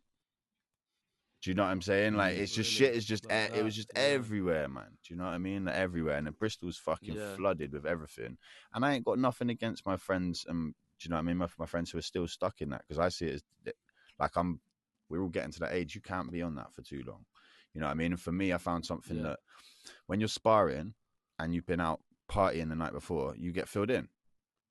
If you've been not smoking for 3 weeks and your gas tank is bigger than the guy you're fighting, you're going to win. Like, so what are you doing? Do you want to go into fucking the gym, get beat up and like feel shit and have the depression and the anxiety and not be as good a parent and not be as good a writer, not be as good at anything, all this shit, for me anyway, it starts to pile up, you know? And I started having just like, I'm cool, you know what I mean? I haven't got shit in my life now. Like I've done any sort of beef that I ever had. I'm cool with everyone. I don't want to be like, have any sort of bad vibes, you know what I mean? I'm trying to, so like doing something that's going to make me feel all these other thoughts was just pointless to me. Do you know what I mean? So I haven't touched a lot of stuff in I never drink really. I still, at the moment, I'm smoking a little bit, but I've just had a kid, you know? So it's like, we have to be in the house. I can't be at the gym. I have to be here helping out. And so I think one of the most important things, I think, because it's hard to do it when you're young, especially with peer pressure and all these things. So it's, you know, it's hard to see these things, but you know, at some point you should at least be able to recognize what's happening. You know, if you do stuff like, you know, if you do get really anxious or paranoid, all that stuff, to be to become aware of that, and then you can start taking steps to rectifying it. But you have to realize it first, man. Because I sometimes get like that. I might get overly paranoid, overthink shit in bed, but I can mentally kind of go, yo, that's the weed talking, bro. Like, you know, chill. You know what I'm saying? It's not that much of an issue. You know what I mean? This thing that you're super anxious about, it's okay. And being paranoid about it is not going to help the situation. You know what I mean? And like, I talk myself down, you know? Do you know? And sorry, I was just going to say, do you know what? Like, when you smoke weed all the time, I think I had the same thing. Because for years I've smoked weed. I blaze weed like constantly for fucking since I was a kid. Nothing happened. And well, no, because I would get paranoid, but it would be like you say, you talk, it's like whatever, I'm just high. It don't fucking matter. Do you know what I mean? But then you stop for 6 months. And you start again, like you said, you hit the bong. But it's like taking drugs. I don't see weed as a drug, but if you stop, it's like taking drugs, bro. You're like, it's like you're like, what? You suddenly go to oh, marijuana's a drug, bro. Like I am. 15 minutes later, you're like, I am buzzing, like mad. Like the first time you had a zoot in your fucking brethren's garden when you were 12 or something, and you were like, yo, we're laughing, giggling. It's like that. It's like that. You're like, shit. People aren't taking the piss when they're like, give your missus a reach and she's like giggling with her sister and that. I'm like, no, we do. But it's true, man. I get absolutely fucking lit. Oh, no. I remember when I was young, man, and skunk first started coming out here, obviously it'd been in America for a while or whatever, and on Amsterdam, we used to have to go to Amsterdam to get skunk, indoor grown weed. But I remember when it started coming over here, there was some real strong shit getting through, and I had 2 mates go loopy off the shit, man. Like clinically, like loopy, man. It was serious things, man. This was when I was 18, 19. I remember. That's why you don't smoke. You just smoke Thai weed and hash. I never. I mean, now obviously I hardly smoke compared to what I used to smoke. But yeah, you know, a little zoot, half zoot here and there, watching a movie, doing some sketching. You know, it's fine. But no skunk, never skunk, isn't it? I always tell you, I mean, this menu. You're like, nah. Nah, I don't do anything like that, man. I get nice hashish because I can control it. I can snake it. So I got a little thin bit in a cigarette, and it's like just having a light zoot kind of cigarette. That's kind of what I do now. And but yo, I remember like friends of mine, man, like we saw them spin out, and we were smoking with them. You know what I mean? It just affects different people in different ways. But we saw like literally get sectioned and shit, man. Yeah, it's just crazy. It's like me and my sister. My sister, she smokes weed, sends her loopy. Completely fucks her up. My mum used to smoke loads of weed. Really? My dad couldn't smoke it. So it's like my sister got my dad's gene with weed or whatever. It will send her fucking off the rocker. Like me, sound. My mum used to smoke it loads. So it's like it's some people just a good friend of mine, same thing. He just smoked too much. And I think you almost do it to yourself with weed because, like you say, you overthink. So you're like. Blah, blah, blah, and then you just keep creating. And if you don't get G-checked or you don't G-check yourself and be like, yo, like you're fucking, you're doing this now. Like stop believing your own fuckery, man. Yeah, you go down some crazy holes, man. But we used to smoke. Like we always used to smoke. All of us kind of used to smoke like that ridiculous level of weed where I wasn't really getting paranoid or anything. I wasn't really getting anything off it. I just had to have it during the day. But other people, like my ex who I lived with at the time, she'd be like, when you come home from work, don't chat to me until you've had a zoot. Yeah. And I used to think, like, well, I'm not that much of a cunt, you know what I mean? But she would see a massive, massive change where I would be less anxious and less fucked off and less angry at the world or coming back from a shit day. And I've had other people say to me, who used to smoke weed or smoke it a little bit, and they used to say to me, I can't believe you function on that shit. And I said, like you said, what are you talking about? You're a pussy. But now I kind of know what they mean because like, holy shit. My plan was, because I was always lean, like I'll do my driving tests lean. So when I come to the exam, I know I'll be lean. So that'd be cooler than all the lessons lean. You know, all that kind of shit was always in my head. And then when I got older, and I got more into fitness as I got older. I'm more into fitness to try and stay alive. That's the reason I'm kind of more into fitness now. It's just trying to extend my lifespan. I remember thinking every single memory, like, yo, do you remember when we went snowboarding and we were yo, do you remember when we came out of school and we had a zoot? And I'm like, fucking hell, every single thing I think about has got a zoot in it.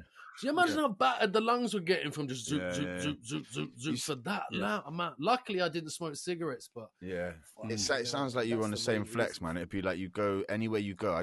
If we were like going on a mission or something or doing anything, it'd be like, well, you get weed first, and you don't even go on. If you don't get the weed, you don't even go on the mission.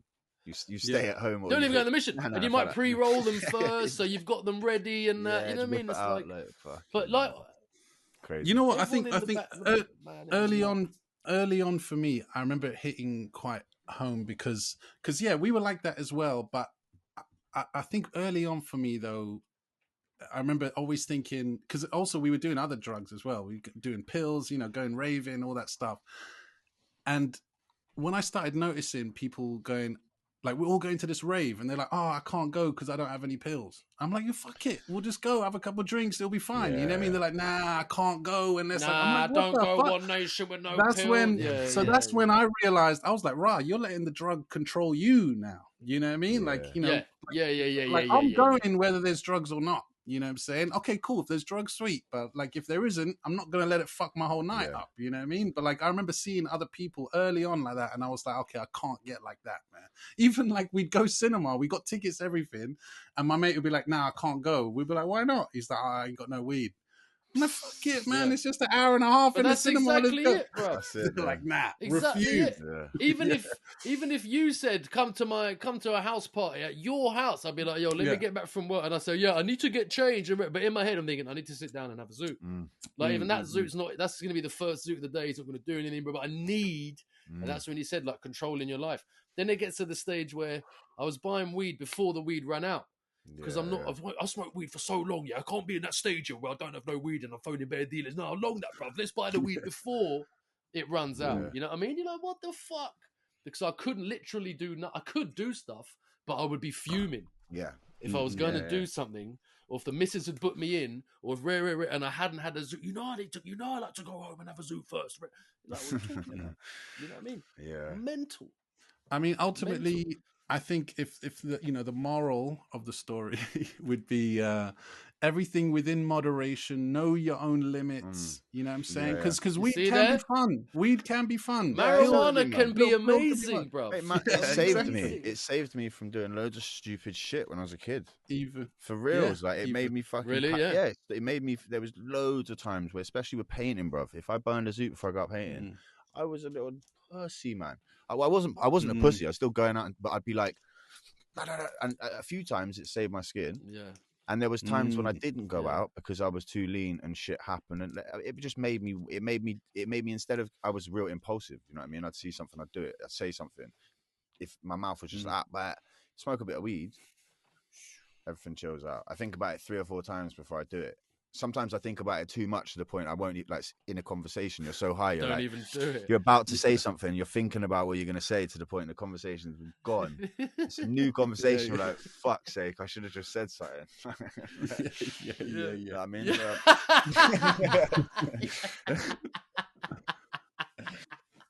I tell you what, there was shit. I should have said something, man. The conversation's moved on now.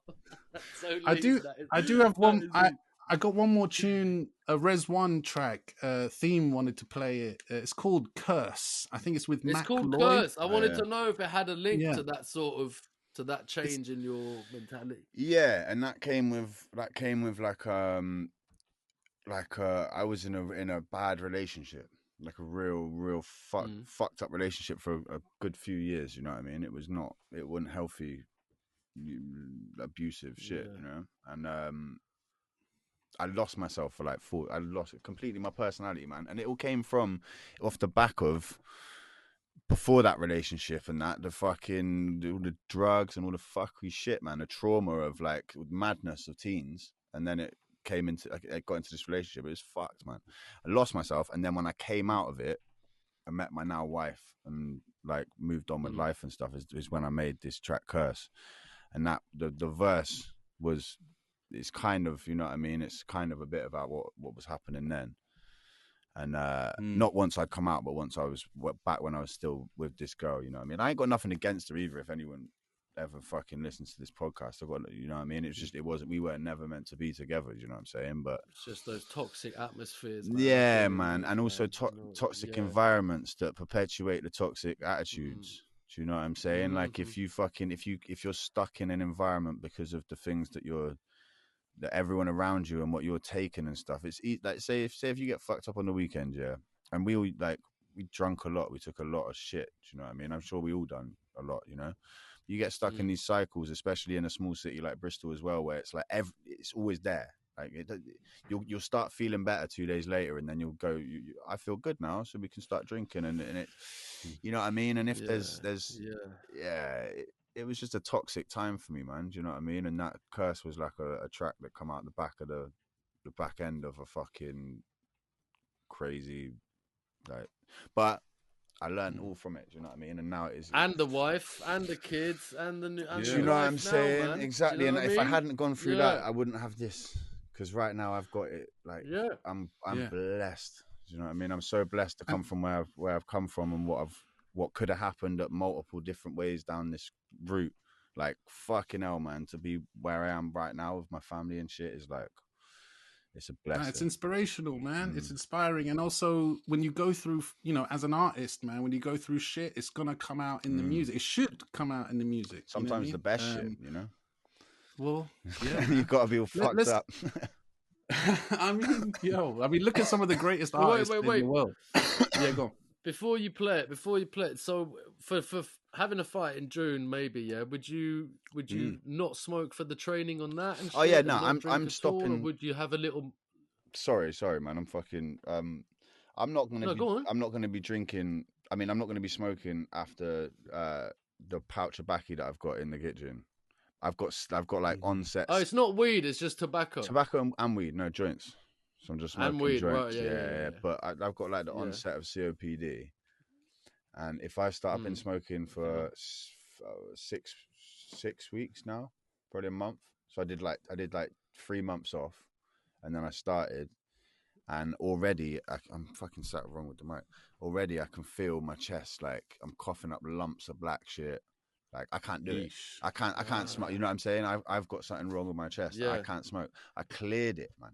I was on the assault bike on the I was going to say, because you must have cleared it a bit as well when you quit for, you know what I mean? I was doing like fucking 6, 7, 8K runs and shit, and fucking, do you know what I mean? Wow. Smashing, doing like but you 3 hours of wrestling. Now you know you can do it. Yeah. Do you know what I'm saying? So it's cool. Yeah. Everything's like, it's manageable, you know what I'm saying? But I don't touch nothing else.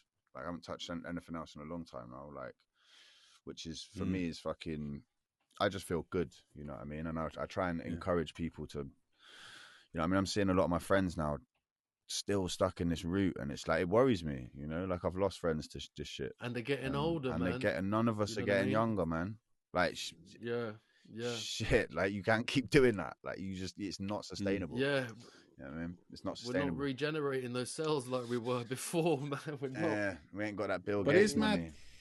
It's mad. Those like I've seen those things when they say quit smoking, like with cigarettes, but I'm sure it applies with weed. It's like after 10 days, it clears out of your blood. After 2 weeks, it clears out of this, and then out of 3. So how long before a fight do you stay? Like, do you go teetotal? Like, how long is the preparation? I mean, I had a couple zoots here and there before my last fight, just before it, because I got really fucking fit and I felt really good. And it was like, I didn't have an addiction then, because I was so deep into training. It was like, fuck it. I could have a tiny bit of a blunt, put it down, have a laugh, and then not even think about weed for fucking 5 days. And so I had a couple zoots, but now for me, smoking's my Achilles heel, right? Because if I smoke, it's my gateway. Yeah, not the weed. If I just smoke straight weed, cool, but I'm not as good at getting shit done. But if I smoke baccy and weed, then I'm like, well, if I'm smoking baccy and weed, then fuck it, I can drink. You know what I'm saying? It's just like, for me, I've created this fucking like snowball effect in my head of like, if I'm damaging myself, then fuck it, I'm damaging myself, you know? Yeah, I hear you. So, which I'm not doing at the moment. Obviously, I'm just smoking because I have to be in the house. I've got to be here, kid. Do you know what I mean? It is what it is. But But like we said, within reason, exactly. You know, and as long as you're aware of what you're doing, it's cool. You know what I'm saying, man? But yo, let's just. I'd like to use it as a medicine. Do you know what I mean? I'd like to be able to just use it as a bit. Right, I'm feeling a bit fucked up. I'm feeling a bit straight. Let me just have a little bit of weed just to take the edge off, rather than have a zoo. That's why I got that stupid bong. But the bong fucking obviously licks you. That's why we used to buy bongs when we were kids. But I'm just like, I might eat a little bit, but I don't really like that. Kind of want to use it, like, which is exactly how we're talking about. I can have no beer for weeks, and then think, oh shit, I ain't had a beer for fucking week, and then go and buy one. I'd love to have just weed like that. So I mean, sometimes, if you know, I mean, like your fucking mum dies or something, I'm sure I'll have a fucking zoot. Do you know what I mean? It'd be like that kind of using it for help rather than just using it. I think that's the way. Like it's when something controls your life, and it like if something's controlling your life, then it's not good for you. And if you have to have a zoot to do something, it's not good for you. Like and at the moment, me, I'm fucking addicted to tobacco again because I've been smoking for 6 weeks again. So in the morning, if I've been getting high all night, the high will wear off about midday, and I want to smoke again. Do you know what I'm saying? Because I'm wanting to. I've attached the tobacco to the weed so much. Like when I stopped smoking baccy before, and I just smoked weed, mate, I could give it or take. You know what I mean? I didn't care. It's the tobacco and the weed mixed together that gets you fucking hooked. Yeah. And then you keep smoking, so you're smoking weed all the time because you don't like tobacco. I mean, I don't like smoking roll-ups. My friend always says, Chase from Chasing States, he just smokes pure fucking weed. He's getting like mad amounts of weed like sent to him all the time, rare. And he says more times, he only smokes it pure. He said more times when you tell people to not put baccy in, they realize they don't even like weed. And I've done that with other friends. I say, okay, like don't put your tobacco in that zoot and then burn that zoot in the. Oh no, it doesn't burn the same, or it doesn't do like mad different excuses where the whole of America smokes it with no tobacco. Bruv. Like it does work. Fucking Holland, you can't burn the browns anymore. It does work. You know what I mean? But they find out that they don't actually like weed. You know what I mean? And it's because of that fucking nicotine cunt effect. Well, it has it makes a new drug, doesn't it? It's like cocaine, it does make a new drug, beer. Yeah, cocaine and beer when they're mixed together makes a new drug. Makes a drug, isn't it? Yeah. So it's like the two things together that chemistry, man. Yeah, science. Well, that's my favorite. A bit of coke in a spliff. You know what I mean? I'm just kidding. Children, do not do that. I'm just fucking around. Mate, coke in a zoot. Remember when someone had coke in a zoot and you'd be like, "What's that? Yeah. What's that? Yeah. Someone burning Mr. Muscle or some shit. What the fuck is that smell, man? Rank." Oh, mate, I remember in the early jungle raves, like in the mid-90s. There was that smell just permeating through all the clubs, man. Where just the cocaine and weed. That was it. I forgot that. That was the standard procedure. It used to be a common smell, and people would be like, "Your bird being, what's that smell?" You're like, "You don't want to know, like fuck." Yeah. Someone's burning plastic around it. Nah, bro. Yeah, that's what it was. Plastic, isn't it? Yeah. I just want to play a bit of this tune, man. Literally, I'll just play like. Play. Spin the blood clot rhythm. Curse on Res 1.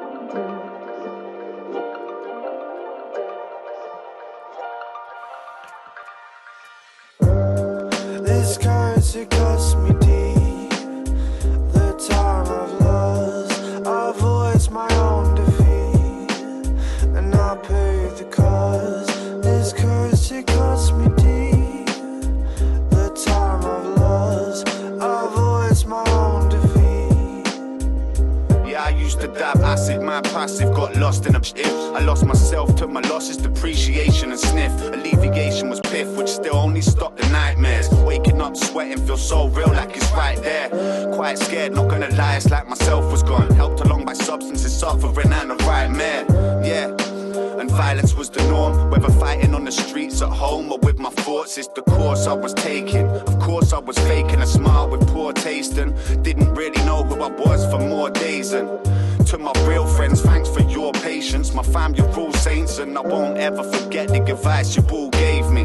Cause at the time I like to mind the thoughts take in, or takes thoughts in, you know what I mean. Sometimes I look back just to know where I've been. Yeah, man.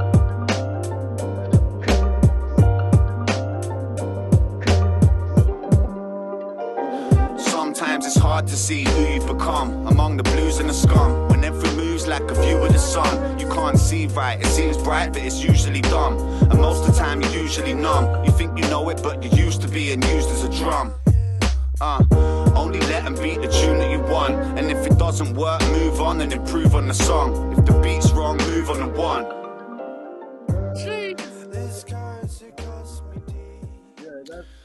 Yeah, Curse by Res One. People go check that out, man. It's crazy, No man. doubt. That song got put in a playlist and it's doing the best numbers out of any of my music at the moment. Better than Ain't Amused and shit. Really? Split Profits. Yeah, it just got picked up by some playlists, man. It's wild. It's just gone through the roof. Deep. Where? Like on Spotify? Yeah, it's getting like 7,000 streams a day or some shit. Yeah, like wild, man. That's good. That's good, man. Yeah, Who's Mac Lloyd? Is he the producer? He's the singer. Mac Lloyd? And the producer. Okay. He produced it and sung it. Yeah. So that you did a whole album together. The EP, yeah, called Hindsight Hotel. But he's super talented, that kid, man. Like he's fucking. He's just made this blues album, man. Fuck, man. Yeah, he's sick. Oh, he's real sick. Like, real talented. I love the blues, man. I wanted to ask Rez, like, because you know, as you mentioned before, like the boom bap style hip hop is, you know, that's the stuff I love. You know what I'm saying? That's what I came up in the 90s. I know Theme the same way. I was wondering when it came to UK producers, because you've worked with a lot of different people. I don't know if there's any names that stick out to you. Who's like some of your favorites, man? I'm not gonna ask for like a top 5 or anything, but you know, fucking Ill Informed is just ridiculous, man. Like I work with him a lot, you know what I mean, and I spend a lot of time. I spend a lot of time just with him, and the guy's just fucking. He's so good. Like anything he touches is just gold. I don't think he's. I've never heard. I mean, we used to live together, and he'd like be like, oh yeah, there's a pack of beats or whatever, and he'd send you like 70 beats, and every single one was a banger. You'd be like, yeah, let's make this one, and then you're like, oh, but what about this one? And then you click on the next, and you're like, but see, this one's fucking sick. And then you're like, no, that's like, yeah. So I reckon that's the opposite of most producers, isn't it? They're like, yo, got you 20 beats, and you're like, mate, if there's one gem out of this, I'll be pleased. Yeah. If there's one semi-decent out of this, I'll be pleased. Yeah, and when dude's sending you a list like that, it's crazy. And I mean, that's nice. Ill Informed is the guy, really. But who else, man? Yeah, there's a few heads, man. I've been there's feeling loads of people. Bad Habits, you know. It's obviously the boy. He's been making some crazy shit for our new album as well. Like, he's nice. He's on fire, man. And there's a dude in I think he's a Croydon lad, man. He's down with All of a Sudden, another great beat maker, man. Fucking Kurt Cataract. Is that his name? Kurt Cataract. I know it is. Yeah, he's ill. He's done a few tunes with Jazz Keen and a couple other heads, man. I always liked his beats. And your boy Theme. Fucking Jesus. Nah, your boys. Who did the tunes with Tenchu recently? Oh, Quincy Tones. Oh, no, IMS. IMS, Ill Move Sporadic. Yes, Sporadic. Yeah, man. Yeah, there's so many good artists, man. There's so many good artists. Yeah. And this is something that I think what happened with the UK hip hop kind of like renaissance or whatever, when it was kind of popping, and there was so many in Bristol anyway. There was crazy shows all the time. It got oversaturated, but promoters didn't give certain artists their chance, man. It was like, let's book the people we know are gonna fill out these venues, and you oversaturate the scene because the people were playing these same fucking venues over and over again. People were seeing the same show, the same lineups, and it's like, look, I feel like if the promotion had been spread out a little bit more during that kind of, when everything kind of surged up again with like higher focus and you know what I mean, it was all like this big resurgence from what I can see. Yeah. I feel like promoters let us down a little bit, because it's not down to the artist. Like if you're getting booked all the time, you're getting booked all the time. But promoters kind of didn't spread it out enough, because there's so many other people that I don't feel, and there still is now, but there isn't so many eyes on UK hip hop as there was then. It's more on drill and grime and exactly. It swings. But promoters don't like taking risks, man. You know what I mean? Like I remember, but the thing is, like, because I used to put on nights here in West London, but I made sure I didn't go outside of my comfort zone, man. I got like little venues, 200, 300, 400 capacity. I knew it wouldn't be difficult to fill it, you know. So and I got a lot of my mates involved. So like you know, costs were super low, so I could take risks. You know what I mean? You could get the odd person here and there, you know. Yeah. And that's what supporting acts are supposed to be. You know what I mean? It's supposed to be introducing newer artists or lesser known artists or something. Do you remember when we saw Vinny Paz? Sorry, bruv. You remember when we went to see Vinny Paz and Immortal Technique? Were you there for the warm-up acts? And I remember saying to Dyer, this is fucking UK hip-hop, yeah? It's it was, who was doing it? It was Amy True and Logic. And they were doing a show. They were doing a decent show, like a good show with some bangers. And they were like being interactive with the crowd. And the crowd, just nothing. You know what I mean? Like nothing, just... And there's that sort of label of I'm not bothered if it's the warm-up act in UK hip-hop unless there's like some hype around them. And then the same crowd went nuts for R.A. the Rugged Man, do you know what I mean? And went nuts for... And I remember looking at Amy True just thinking, fuck, you know, she's been doing that like at that level of like warm-up act for so long. And you know what I mean? I was thinking I'm not sure if I could just do it anymore. Do you know what I mean? Yeah, it's tricky. It's tricky. There's that stigma of fucking warm up act. You know, I was thinking one time when I did a warm up for Pete Rock, me and Reveal and Parky, and it was Jazz Calf though, so it was smaller. You know what I mean? It was much smaller. We could get the crowd involved. That show there that we went to in wherever it was, where was it? Kilburn or whatever. There was a fucking shit ton of people there. The people could have had a wicked time if they if they just lost that kind of let's show that we're not going too mad until the main act comes on. You know what I mean? And but that's up to the artist though, man. But that's up to the artist. And I'm saying the artists were doing well. That she was doing well. They were Logic's like a veteran, and he was doing well. Yeah, of course. And there were some people. And the geezer was like taking his shirt off and rapping and dashing it in the crowd. I'm thinking, these people are going off. But the crowd were just like, you know, the first 10 at the front were like, we're talking like hundreds of people. And I just remember thinking how many shows I've done with it. Like when I did shows with Chess, and you just like go, and there'd be some decent people on, man, or like the local acts on fucking Swansea or Cardiff or whatever. And you're like, these kids are quite hard, man, and no one gives a shit. They're just waiting for Chess, you know what I mean? And then I'd come on just before Chess, and I know that like all they're thinking is like, this guy's like nearly Chess is like after this guy, so you'd get like a little bit more love.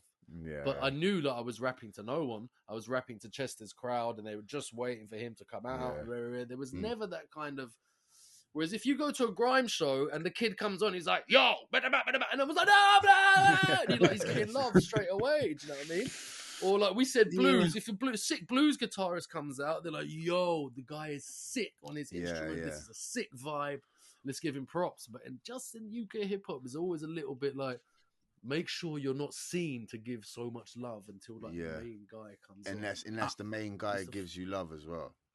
So say the main guy turns around and he's on stage and he's like, this is my guy, then you get the love.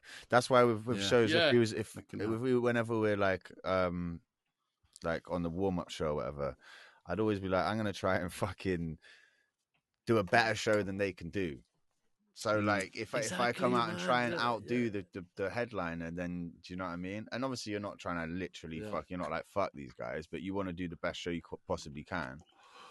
So it's like, oh fuck, maybe we'll get these guys to headline next time rather than next time. Exactly. Or you do your bit and like it goes off like semi well, everyone's a bit responsive. You leave the stage, the main act comes on, and he's like, yo, give us some noise and theme. And then suddenly all the cunts give bare noise, and you want to come back out and be like, what? You didn't do that when I was doing the fucking show, man. Damn. But also, that reminds me. Yeah, go, Thingo.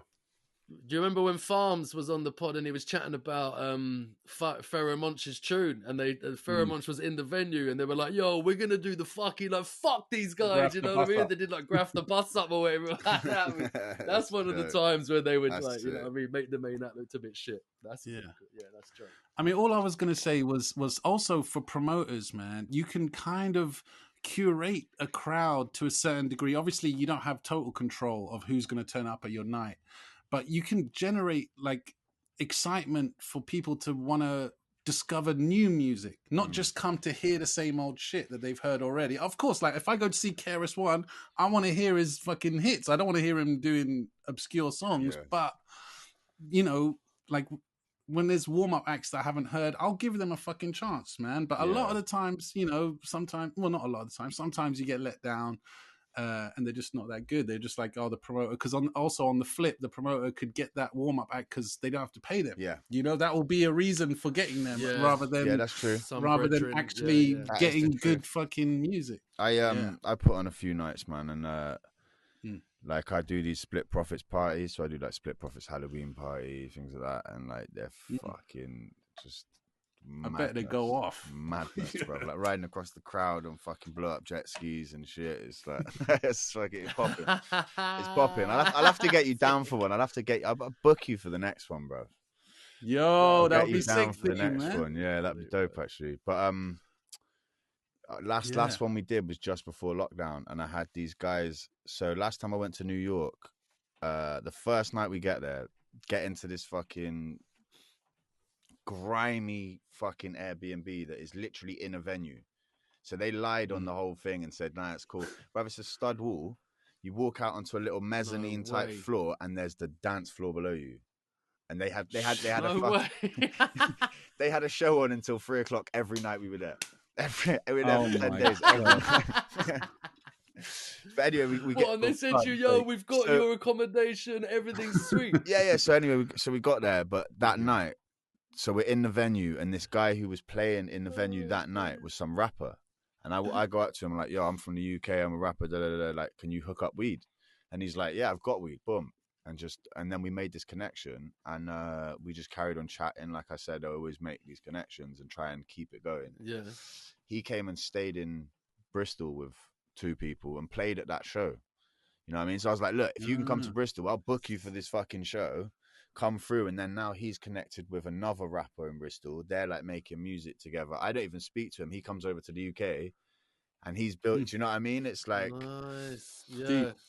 trying to give people he's that got his fucking next links now. Yeah, do you know what I mean? Like just fucking putting people on or trying to build. And if I can't build at the time because I got too much shit going on, all right, you guys try and fuck it. Do you know what I mean? Not saying, oh, you go and do that like I control what they do, but yeah, but you're not hoarding, like you don't hoard it and go, nah, this is my connect, fuck you guys. Nah, yeah, exactly. There might be one or two connects that I say, fuck. Plugs, you get me? You gotta keep a couple in the pocket. But yo, talking about New York, another track that Rez suggested we play, maybe because we're rounding down now. Yeah. I'm gonna have to hit bed soon. No doubt. But yo, this Tragedy Khadafi with Ooh Up the Dawn. So this tune, I'm not necessarily even this just because you said like it's tunes that have stories, right? So this tune, fuck the tune. I mean the tune. I'm not saying fuck the tune. The tune's a good tune. I'm not going nothing against the tune, but it's the story of what happened when this tune was the music video was being filmed in New York, which is probably like my maddest hip hop story that I've ever. This ever happened to me within hip hop or whatever. And so we're at a lock-in in Brownsville because I was with the director Ollie Whitehouse and my friend Mystifier, and we're at this lock-in Brownsville, and we're filming a video with King Magnetic, whose friend Uwop the Don was filming a video with Sean Price and Tragedy. Yeah. Wow. And so we're all in this bar, like Sean Price's brethren's bar in Brownsville, right? Lock in. I'm just there. I'm nothing to do with it. I'm just chilling for the day. So I'm sat at the bar, just drinking gin, just fucking all day, back in gin, loving life, yeah. And Traj comes in, yeah. So Traj comes in at the beginning of the day, but I didn't know Tragedy Khadafi's face. Yeah, so I didn't recognize the dude. So he comes in like dapping everyone up and that. I'm just like, yeah, thinking he's like cameraman's brethren or some shit, yeah. I'm just like, yeah, safe what you're saying. Yeah. And it must be like later on in the day now, and I'm sat at the bar, and Tragedy's missus is sat next to me, but they're fixed bar stools. I can't move the bar stool or whatever, and Tragedy's behind the bar with the barman, and we're all chatting and shit, and like all of a sudden Tragedy just turns to me and goes like, yo, you're sat too close to my girl. And I was like, I just fucking thought, like, I thought dude was joking. Like, looking back on it, man, like how they must have what happened there. But so I thought he was joking. He was like, and the barman looked at me like, gave me the eyes, like, yo, like, allow it. You know what I mean? And I was just like, and he was like, stands up, gets a pen from behind the bar, and I'm just watching him do this, watching him walk around, like his missus sat here, the bar like ends there or whatever, and he starts coming around. So he comes around and just. I just fuck knows, yeah. I just get up and I go, "What? You gonna Joe Pesci me?" And grabbed him by his polo. Yeah, that's what I was gonna say. Yeah, and pretended, and I was like, "You're gonna Joe Pesci me?" Like joking around with dude, yeah. Oh, and shit. everyone just looked at me like, wow. Like looking around, and I'm there thinking like, "Who is this guy? Like, what is so like?" So I just sit back down on my bar stool right next to his missus. It goes quiet for a second. It goes quiet for a second, and barman's like. Boom, pours me a big gin, and we all just carry on talking like nothing happened, yeah? Wow. Carry on. That night, I got lost in Brownsville in the snow. They all fucking, my boys dipped out as wild shit. I had to get across New York on my ones in the wild.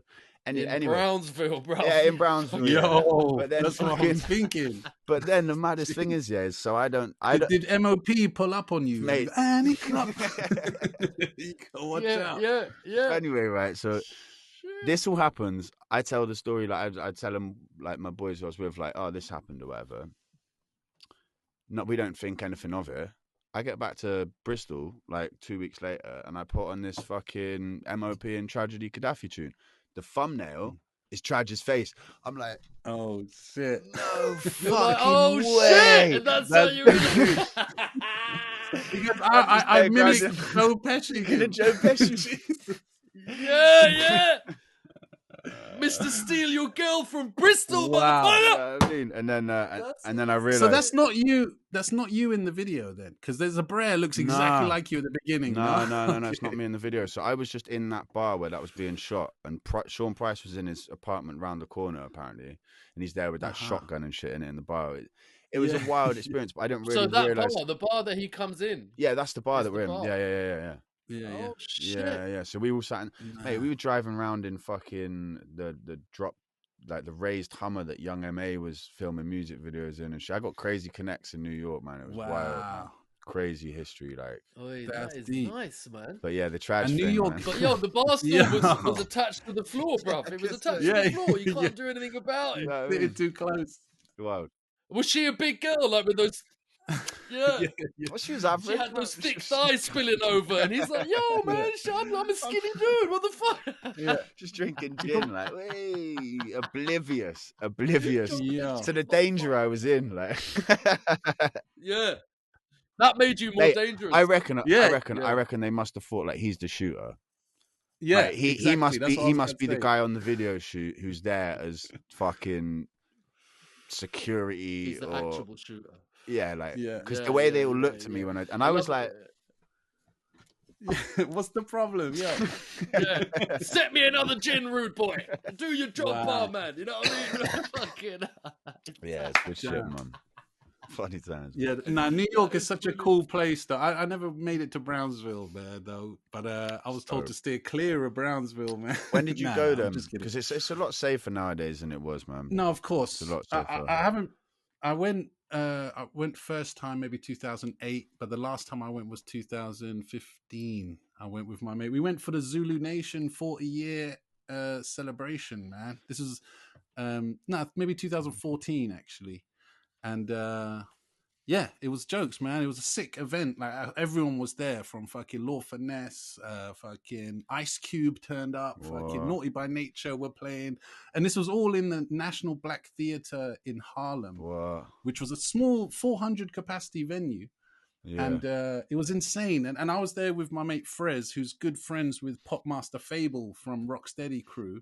So we were chilling with him. So that we were just with him, and we were just meeting everybody. And the thing is, with the Zulus and the 5%ers and all that, the way they greet people, they don't shake your hand like that. They grab your arm yeah. And they pull you in. They go, peace, Aki. Yeah. And then you're supposed to say Aki, peace, back. Yeah.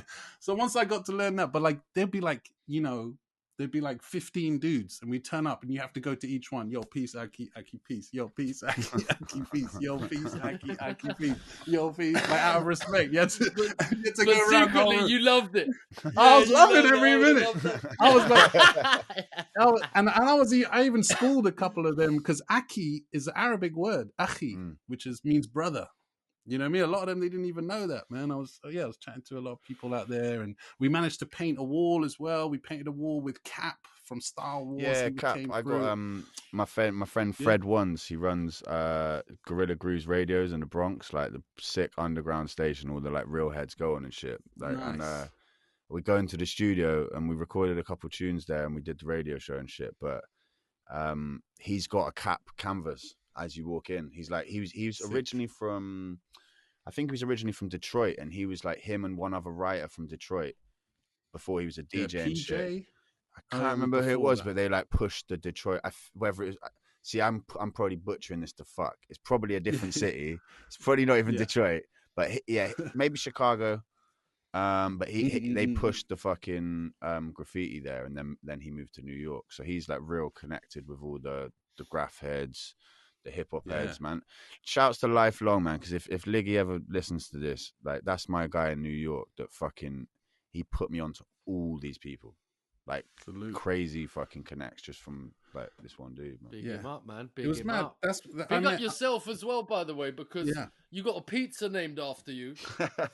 Oh shit!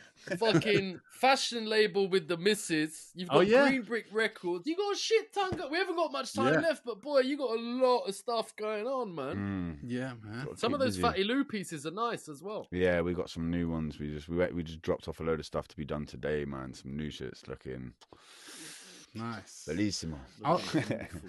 I'll tell you what, guys, because we've been rambling for far too long now, I'm going to put all the links. Rez, please send me links that you want to put attached to this vid. I'll put them all below. Please, people, go support my man Rez here. Split Profits. They got a new album, you said, coming out soon. You said we're finishing it up. So, yeah, it'll be out this year, though. This year, 100%. Sweet, and I'm gonna hold you up to inviting Theme to come to represent it. 100%. Nah, bruv, shut up, man. Some beats first. Nah, let's do some music. Let's do some music. Like 11 years ago. Yo, that's good. Yeah, we'll rep it, man. We'll rep it. It's been a pleasure, boys. Thanks for coming on, and congrats, man. Congrats with the family with the and the kids. I gotta say, from your Instagram, I give you props just from the way it looks like you're living life now, man. You know. I mean, you're a family man first. You definitely put in the wife and the kids first, and just props to you for doing that, man. It's a good look. Yeah, man, we're getting there. There's like a couple hiccups, but they're it's like from where we were to where we are, man. It's always moving forward. You know what I mean? We just got to keep pushing. I'm good, man. Big up, man. Incredible, man. Much tell you what, we're gonna go out on the Tragedy Khadafi tune. Yeah, let's Ink go Pen featuring Ooh Up the Don, Sean Price and Kimmo Rossell. Ooh Up the Don. Joe that's a Pesci, mad that motherfucker. Crazy name, right? Ooh Up the Don. Yeah, Ooh Up the Don. Isn't it Ooh Up? Ooh Up is a zoot with cocaine in it. Really? I'm pretty sure that's why Ooh Up is. Yeah. Another one. Do you know DJ Doo Wop? You know, yeah, of course. He stayed at my house with Sada X for a week, bro. The shit they no way, really? Damn, it stayed up in my attic, bro. I was rolling them joints. Shut. Yo, crazy. Sada X is one of my all-time favorites. Yeah, he's a nice dude, man. He was telling me crazy stories about Sean Price. He's like, guys, Sean Price genuinely thinks he's the fucking best rapper in the world. Like, he's no question. This is before he passed, you know. But yeah, that's another story for another time. Yo, maybe we'll get you back in the future, man. Yeah, much love, guys. Yeah. It's good chatting. Salute. Wait, still hang on the line. Hang on the line.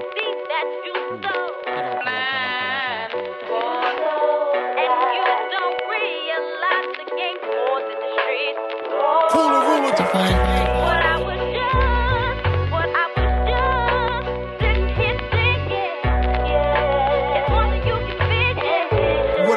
like a flick by Brian De Palma. Cinematic armor, word to my mama. I'm pro drama. Really, I'm just a bastard. My peers in the casket.